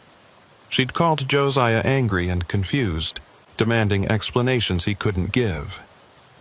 "I don't know what you're involved in, Dad, but you need to fix it," she'd said. "I can't live like this, looking over my shoulder, wondering if those people are coming back." He'd promised her it was over. Another lie to add to the pile. Because it wasn't over. He could feel it in the way certain cars lingered too long behind him on the highway, in the way his phone would ring with dead air on the other end, in the way he'd catch glimpses of men in dark suits at truck stops, always at the edge of his vision, always gone when he looked directly. Ezra had given him a card with just a phone number. "If you see them again, call immediately." Josiah had called 3 times. Each time, Ezra assured him they were monitoring the situation, that Mordecai's group was being handled, that Josiah was safe. But Josiah didn't feel safe. It was a Tuesday night when everything came to a head. He was hauling produce from Florida to Chicago, passing through Tennessee on I-75. It was raining, that steady downpour that turns highways into rivers and makes every mile feel like 10. Traffic was light. Most smart drivers had pulled off to wait out the weather. He should have done the same. But he was behind schedule, and the thought of sitting still, vulnerable in some parking lot made his skin crawl. So he pushed on, wipers on high. Speed dropped to 45, hands tight on the wheel. The headlights appeared in his mirrors near Knoxville. Not the sedan this time. Something bigger. An SUV maybe, or a large pickup. It maintained that familiar distance, that perfect synchronization with his movements. Josiah reached for his phone, then stopped. What would he tell Ezra? That he was being followed again? That he needed help again? How many times could he cry wolf before they stopped responding? He decided to handle it himself. There was a way station ahead, closed at this hour but well lit with security cameras. He'd pull in, force a confrontation in a place with evidence, witnesses if any other trucks were parked there. The wage station was empty except for a single rig parked at the far end. Lights off, probably a driver sleeping. Josiah pulled in and stopped under the brightest lights he could find. The following vehicle pulled in too, but stayed back, engine running. Josiah grabbed his tire iron and climbed out into the rain. It soaked through his jacket immediately, cold and heavy. He walked toward the waiting vehicle, anger overriding fear. "What do you want?" he shouted. "I don't have anything. The case is gone. Leave me alone." The vehicle's door opened, but it wasn't Mordecai who stepped out. It was Ezra Nightingale. "Josiah," he said, rain streaming down his face, "we need to talk." "You? You've been following me?" "Not following. Protecting. Mordecai's team hasn't given up. They're planning something, and we think you're still the target." "Why? I don't have anything they want." "No, but you know things. You've seen their faces. You could identify them. And Mordecai, he takes betrayal personally, even perceived betrayal. I didn't betray anyone. I was just trying to do my job." "I know. But in his mind, you chose sides when you handed me the case. That makes you an enemy." They stood there in the rain, two men in an empty way station, discussing impossibilities like they were normal. "So what now?" Josiah asked. "I just keep running? Keep looking over my shoulder forever?" "No, we're going to end this. Tonight." Ezra gestured to his vehicle. "Get in. There's something you need to see." Against his better judgment, Josiah climbed into the SUV. It was warm, dry, filled with electronic equipment he didn't recognize. Screens showed various camera feeds, highways, truck stops, what looked like satellite imagery. "Mordecai's group has a base of operations," Ezra explained, pointing to one screen showing an abandoned warehouse complex. "We've known about it for weeks but couldn't move without cause. Now we have it. They're planning to kidnap you tomorrow night." "What?" "You're scheduled to pass through a specific stretch of I-40 around midnight. They've prepared an ambush. Fake construction zone, detour signs, the works. They plan to force you off the road, take you to this warehouse and—" Ezra paused. "Extract information they think you have. Information I don't have. They don't know that or don't care. Mordecai's convinced you saw something in that case, something before I arrived. He thinks you're hiding crucial data. So cancel my run. I'll stay home." "No, you'll make the run as scheduled, but you won't be alone." Ezra pulled up another screen showing a map with the multiple colored dots. "These are our assets, agents and vehicles ahead and behind you, air support on standby. When Mordecai's team makes their move, we'll be ready." "You're using me as bait. Yes, I won't lie to you, Josiah. There's risk involved. but it's the only way to end this definitively, to ensure they never come after you or your daughter again. Josiah stared at the screens, at the preparation, the coordination. And if something goes wrong, it won't. But if it does, Ezra met his eyes. Then we'll do everything in our power to protect you. You have my word. The word of a federal agent who'd been lying to him for 3 years, who'd used his truck to transport mysterious cargo without his knowledge, who'd put him and his daughter in danger. But what choice did he have? Fine, Josiah said. But I have conditions. Name them. My daughter gets protection. Real protection, not just surveillance. I want agents with her until this is over. Done. And when it's finished, when Mordecai's captured or whatever, I want out, completely.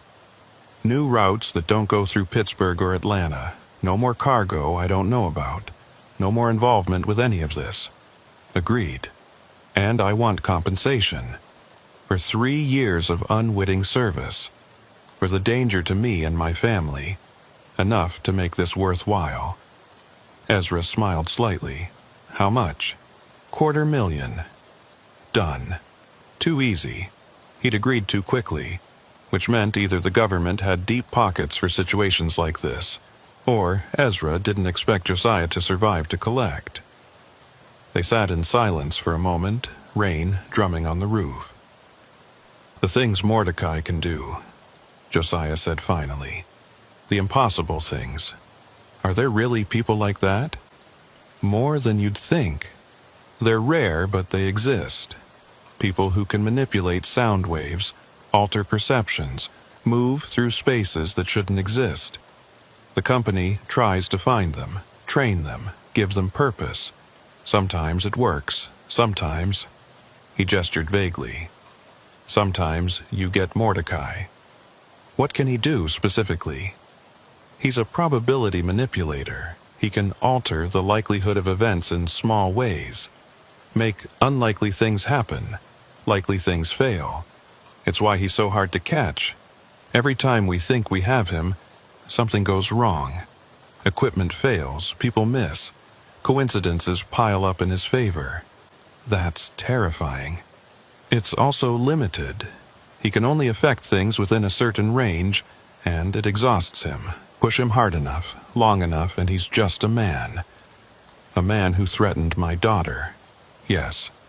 And for that alone, he needs to be stopped. Josiah returned to his truck, and Ezra followed him back onto the highway. They drove in tandem for 50 miles before Ezra took an exit, disappearing into the night. But Josiah knew he was still out there, along with others, watching, waiting. The next evening, Josiah loaded his truck with textiles bound for Chicago. Soft cargo, nothing that could be used as a weapon, nothing that could hide a case or anything else. He did his pre-trip inspection more carefully than ever, checking for tracking devices, tampering, anything unusual. Nothing. Just a truck and its driver heading into a trap. He pulled out of the depot at 8 p.m., merging onto I-40 westbound as the sun set behind the mountains. Traffic was moderate, normal. In his mirrors, he spotted what might have been surveillance vehicles, but they kept their distance, blended with the flow. His phone, mounted on the dashboard, showed a text from Ezra, "We're with you." Mile by mile, the sun disappeared and darkness settled over the highway. Josiah found himself checking the clock obsessively. 11:30, 11:45. Midnight approached like a dental appointment, inevitable and unpleasant. At 11:55, he saw the signs. Construction ahead. Reduce speed. Merge left. But Ezra had shown him the real construction schedule.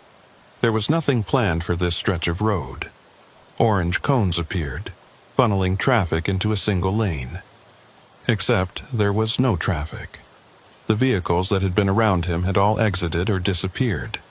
He was alone on a stretch of highway that should have been busy even at this hour. The detour sign appeared exactly where Ezra said it would be. Exit here. Follow detour. An arrow pointing to an off-ramp that led into darkness. Josiah's hands tightened on the wheel. Every instinct screamed at him to keep driving, to blast through the cones and stay on the highway. But that wasn't the plan. He took the exit. The ramp led to a service road that wasn't on any map he'd ever seen. Fresh asphalt, no lines painted yet.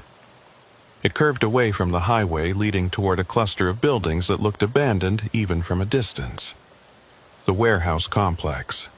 Mordecai's trap. Josiah's phone buzzed. 2 minutes out, keep going. He kept going. The road led directly to the complex's main gate, which stood open. Security lights that should have been blazing were dark. The only illumination came from his headlights cutting through the darkness. He pulled into the complex, stopped in the middle of the main yard.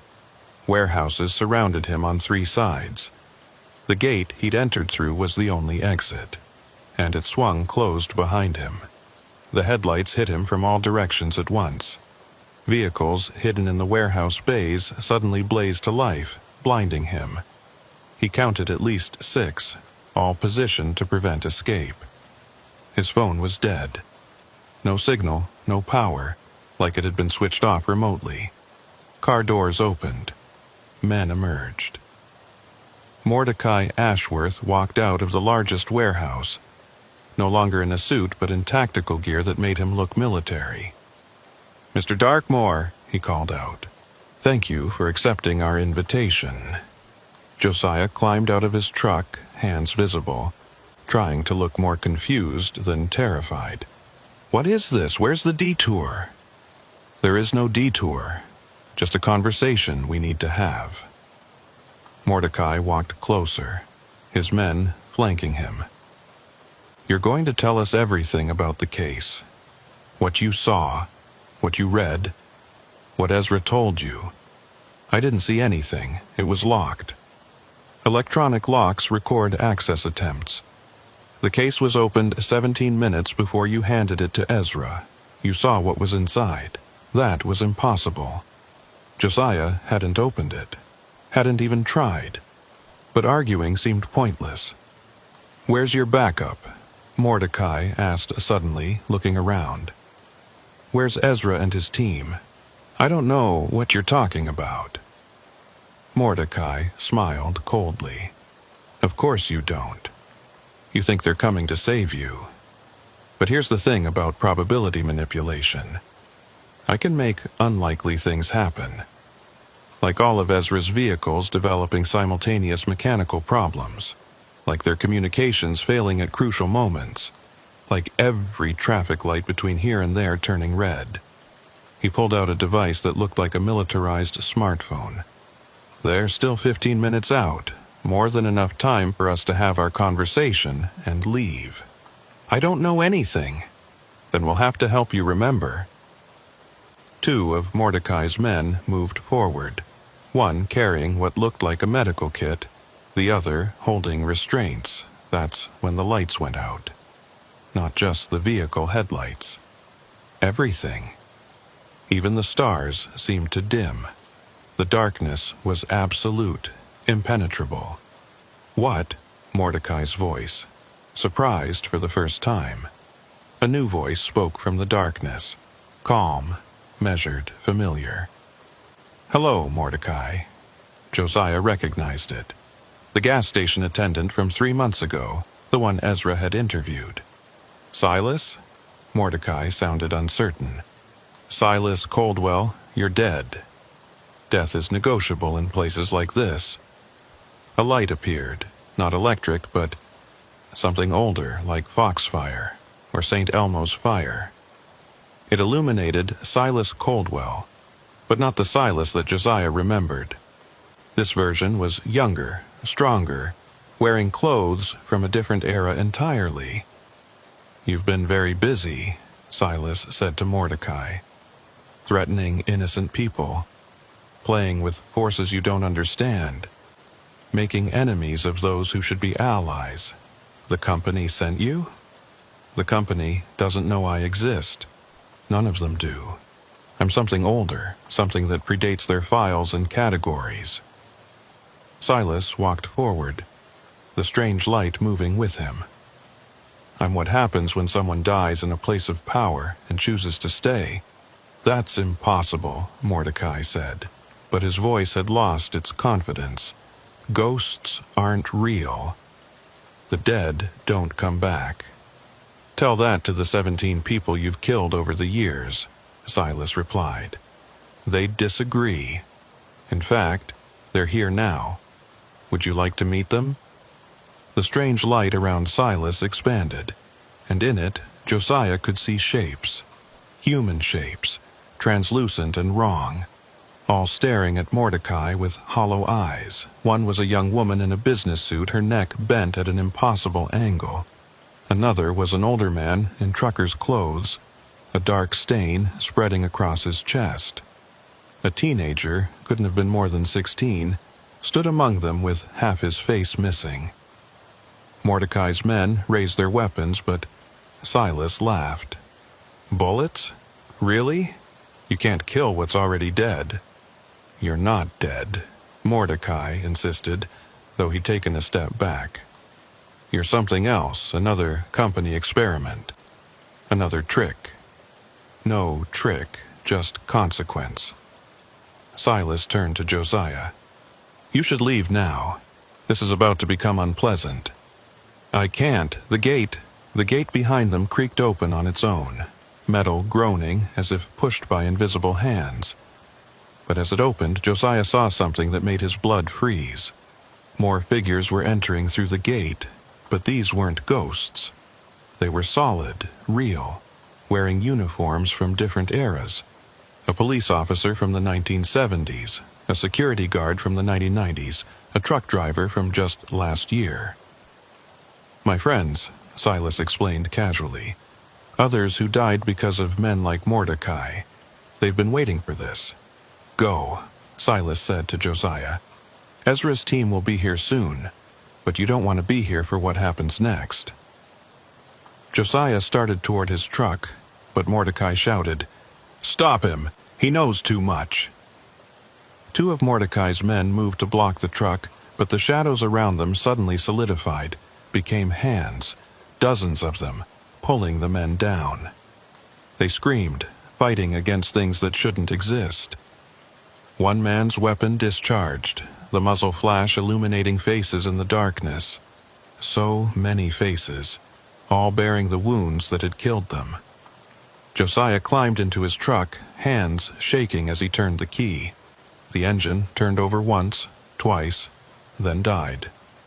"No, no, no," he muttered, trying again. Nothing. Through the windshield he could see Mordecai backing away from Silas, his hands moving in strange patterns. The air around him shimmered, probability bending to his will. 3 of the ghost figures suddenly flickered and disappeared. "Impressive," Silas said. "But you can't alter the probability of something that's already happened. Death is the ultimate certainty." "Everything's uncertain," Mordecai snarled. "Even death. Watch." He pulled something from his tactical vest, a device that looked like a cross between a grenade and a tuning fork. When he activated it, it produced a sound that wasn't quite sound, a vibration that made reality itself seem to hiccup. The ghosts screamed, their forms wavering, some disappearing entirely. Even Silas stepped back, his light dimming. "Quantum destabilizer," Mordecai said, confidence returning. "Borrowed from the company's black projects, disrupts any energy pattern, living or dead." He turned to Josiah's truck. "Now, Mr. Darkmore, let's continue our conversation." The truck's engine suddenly roared to life, but Josiah hadn't turned the key. He looked at the ignition and saw a translucent hand there, turning it. In the passenger seat, barely visible, sat a figure in a baseball cap. The ghost looked at him and winked, then faded. Josiah didn't question it. He threw the truck in gear and floored it toward the gate. Behind him, he heard Mordecai curse, heard the strange knot sound of the destabilizer firing again. His rear-view mirror exploded, showering him with glass. He made it through the gate onto the service road but could hear vehicles starting behind him. Mordecai's men, the ones not being pulled into the shadows, were giving chase. The service road was narrow, not designed for a full-sized rig at high speed. Josiah's trailer fishtailed, clipping trees on both sides. In his remaining mirror, he could see headlights gaining. Then, impossibly, one set of headlights simply went out. The vehicle behind it swerved, crashed into the woods. More ghosts, Josiah realized. They were affecting the pursuing vehicles, causing failures, creating accidents, protecting him. He reached the connection to the highway just as Ezra's convoy arrived. 3 SUVs and a helicopter overhead, spotlight blazing. But they didn't stop for him. They blew past, heading toward the warehouse complex and whatever impossible battle was happening there. Josiah merged onto the empty highway, pushing the truck as hard as he dared. 5 miles, 10. His phone, dead since entering the complex, suddenly buzzed back to life. Dozens of missed calls, all from Ezra. It rang immediately. Ezra's voice tense. "Josiah, where are you? Highway, heading west. What the hell? Keep driving. Don't stop for anything. There's a rest area in 30 miles. State police are waiting. Get there." "What about Mordecai?" "We're handling it." But behind Ezra's voice, Josiah could hear chaos. Gunfire, screaming. And underneath it all, that terrible knot sound of the quantum destabilizer.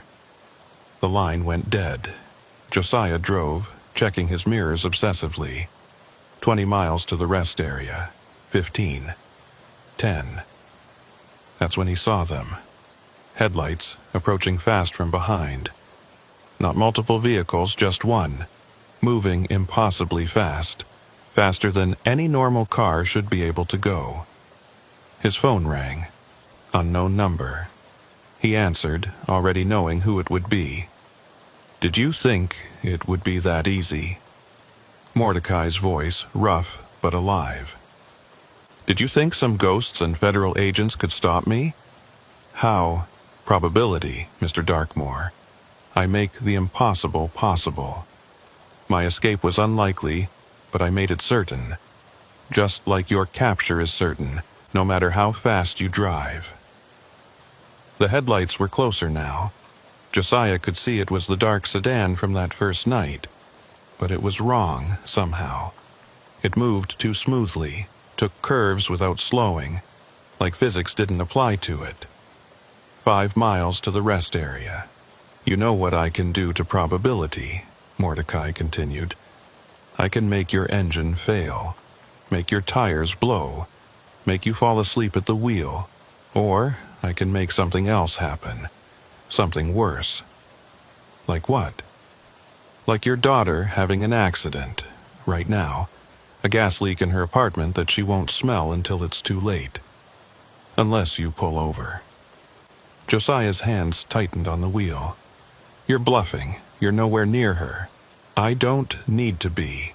Probability doesn't care about distance. Watch." Josiah's phone screen changed, showing a video feed. Melanie's apartment. She was at her desk, studying, headphones on. Behind her, barely visible, the stove's gas knob was turning. Slowly, by itself. "Stop!" "Pull over." 3 miles to the rest area. He could see lights ahead, multiple vehicles. Safety. But Melanie... That's when something hit the sedan from the side. Not another vehicle. Something else. The sedan swerved, fishtailed, but kept coming. In the brief moment of impact, Josiah had seen what hit it. A truck. A semi, translucent and impossible. Driven by someone who'd been dead for years. More ghost trucks materialized from nothing, surrounding the sedan, boxing it in. The sedan tried to swerve around them, but they matched its movements perfectly. Dead truckers protecting a living one. Josiah's phone screen flickered. The gas knob in Melanie's apartment stopped turning, then reversed, closing completely. Impossible, Mordecai's voice furious now. Nothing's impossible, a new voice said through the phone. Silas, you said so yourself. The rest area was just ahead. Josiah could see state police cars, lights flashing, officers with weapons drawn. He pulled in hard, brakes screaming, and stopped in the middle of a circle of protection. Behind him, the sedan tried to follow, but the ghost trucks blocked it, forced it to stop. Mordecai got out, the quantum destabilizer in his hand, and fired it at the translucent vehicles. They flickered, but didn't disappear. That won't work anymore, Silas said, appearing beside Mordecai as if he'd always been there. You can disrupt energy patterns, but we're not energy. We're memory. We're consequence. We're every life you've ended, every future you've stolen. More figures surrounded Mordecai. Not just his victims now, but others. Hundreds of them. Every person who'd died on this stretch of highway over the decades. Truckers, families, traveling salesmen. All the souls tied to this road. The dead own the highways at night, Silas said. We've been here long before you, and we'll be here long after. You threatened one of ours. He's not dead. No, but he's a trucker, and we protect our own.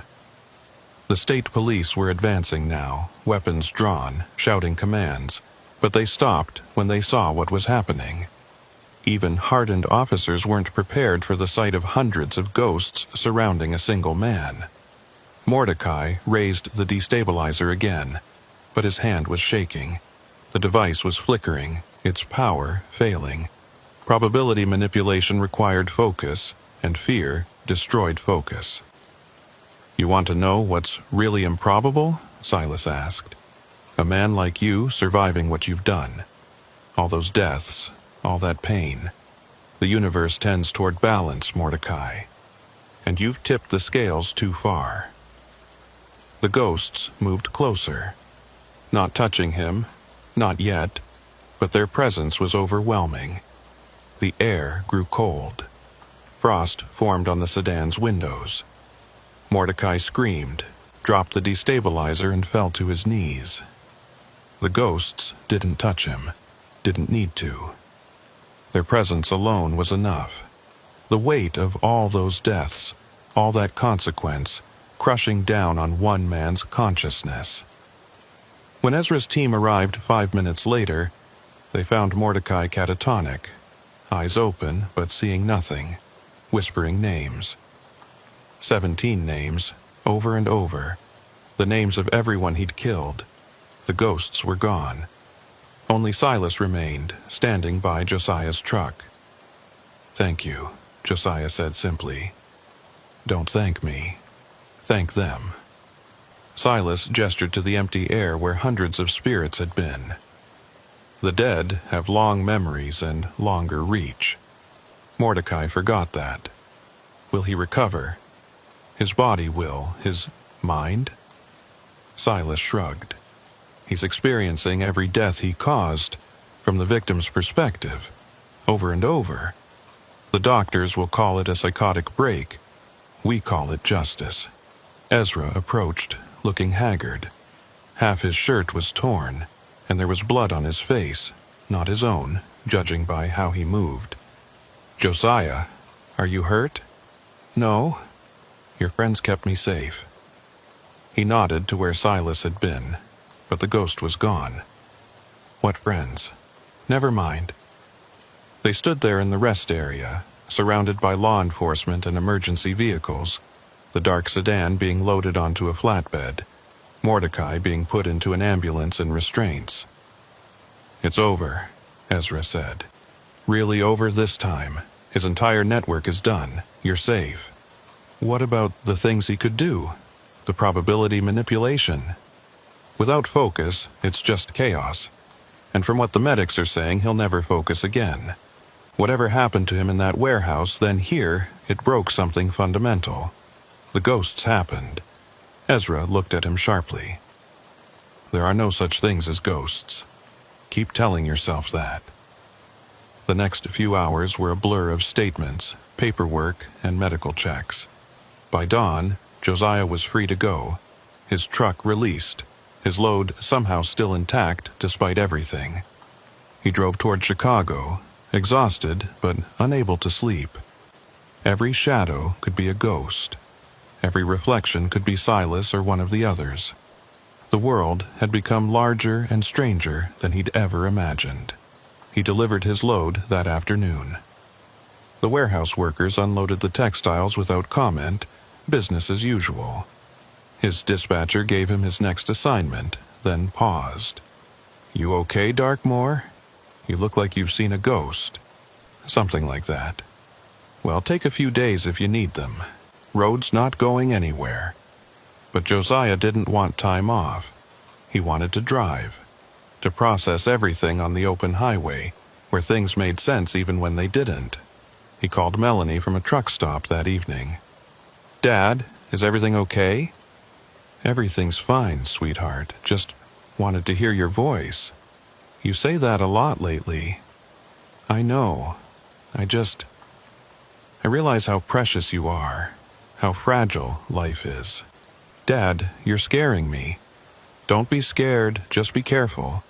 Check your stove before bed, lock your doors, the usual stuff." "Okay.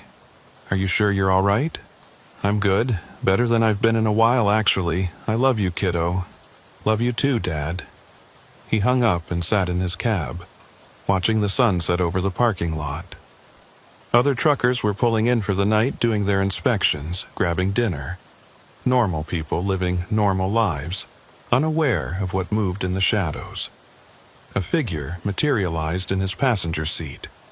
Silas, translucent but clear. "You going to be a regular thing now?" Josiah asked. "Maybe. You've been marked by some pretty heavy stuff, might need checking on from time to time." "Marked? You said that before. What does it mean exactly?" "Means you've seen behind the curtain. Once you know what's really out there, you can't unknow it. You'll see things others don't. Hear things. Sometimes that's good. You'll spot danger before it strikes. Sometimes it's hard. You'll know how many ghosts ride these highways. How many? More than there are living drivers.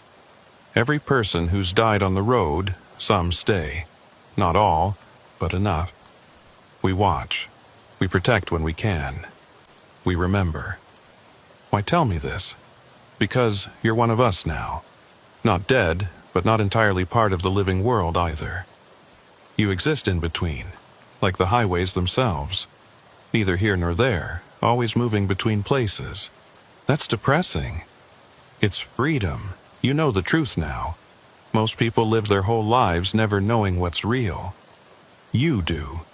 That's a gift, even if it doesn't feel like it." Silas started to fade. "Wait," Josiah said. "Will I see you again?" "Probably. The road's long and full of surprises. Some of them might need a dead trucker's help to handle. And if I need help, just call, not with a phone, with intent. The dead hear intent better than words. We'll come if we can." He was gone, leaving Josiah alone in his cab. But not really alone. Outside, in the growing darkness, he could see them now. Faint shapes moving between the trucks. Ghost drivers checking loads that didn't exist. Phantom families heading to rest stops they'd never reached. The shadow population of the highways, always present, rarely seen. His phone buzzed. A text from Ezra. "Funds transferred. New route assignments confirmed. Thank you for your service."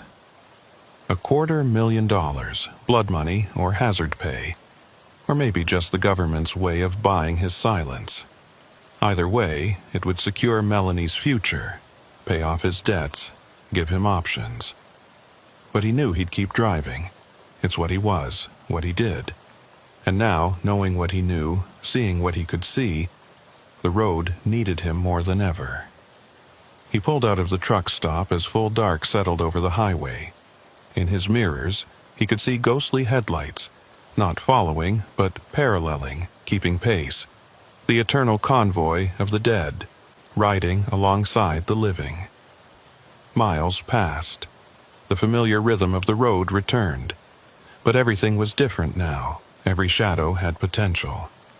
Every reflection might reveal a truth. Every mile was shared with those who'd traveled it before and never left. At midnight, he stopped at another rest area. This one was older, more isolated. The kind of place he would have avoided before. But he wasn't afraid anymore. The dead were here, watching, protecting. He bought coffee from a vending machine that looked like it hadn't been serviced in years. The coffee was surprisingly fresh, hot, perfect. The machine's reflection showed someone standing behind it. Someone in a uniform from the 1960s, smiling. "Thanks," Josiah said to the empty air. "Welcome," the wind seemed to reply. He returned to his truck to find something on his windshield. Not a ticket or advertisement, but a photograph. Old, yellowed at the edges. It showed a group of truckers standing in front of their rigs, maybe 30 years ago. Their faces were clear, smiling, alive. He recognized some of them. The ghost truckers who'd saved him from Mordecai. In life, they'd been real people with real lives, real families. Now they were guardians of the highway, protecting those who came after. On the back of the photo, in handwriting that changed with each line, different people, different eras. "Welcome to the Brotherhood. Drive safe. Watch the shadows. Protect the innocent. Remember us." Josiah tucked the photo into his visor and pulled back onto the highway. The road stretched endlessly ahead, dark and full of possibility. But he wasn't afraid. He had protection. He had purpose. He had the entire brotherhood of dead truckers watching his back. Somewhere behind him, Mordecai was probably in a psychiatric ward, locked in his own mind with the ghosts of his victims. The company was probably filing reports, classifying the incident, pretending ghosts didn't exist.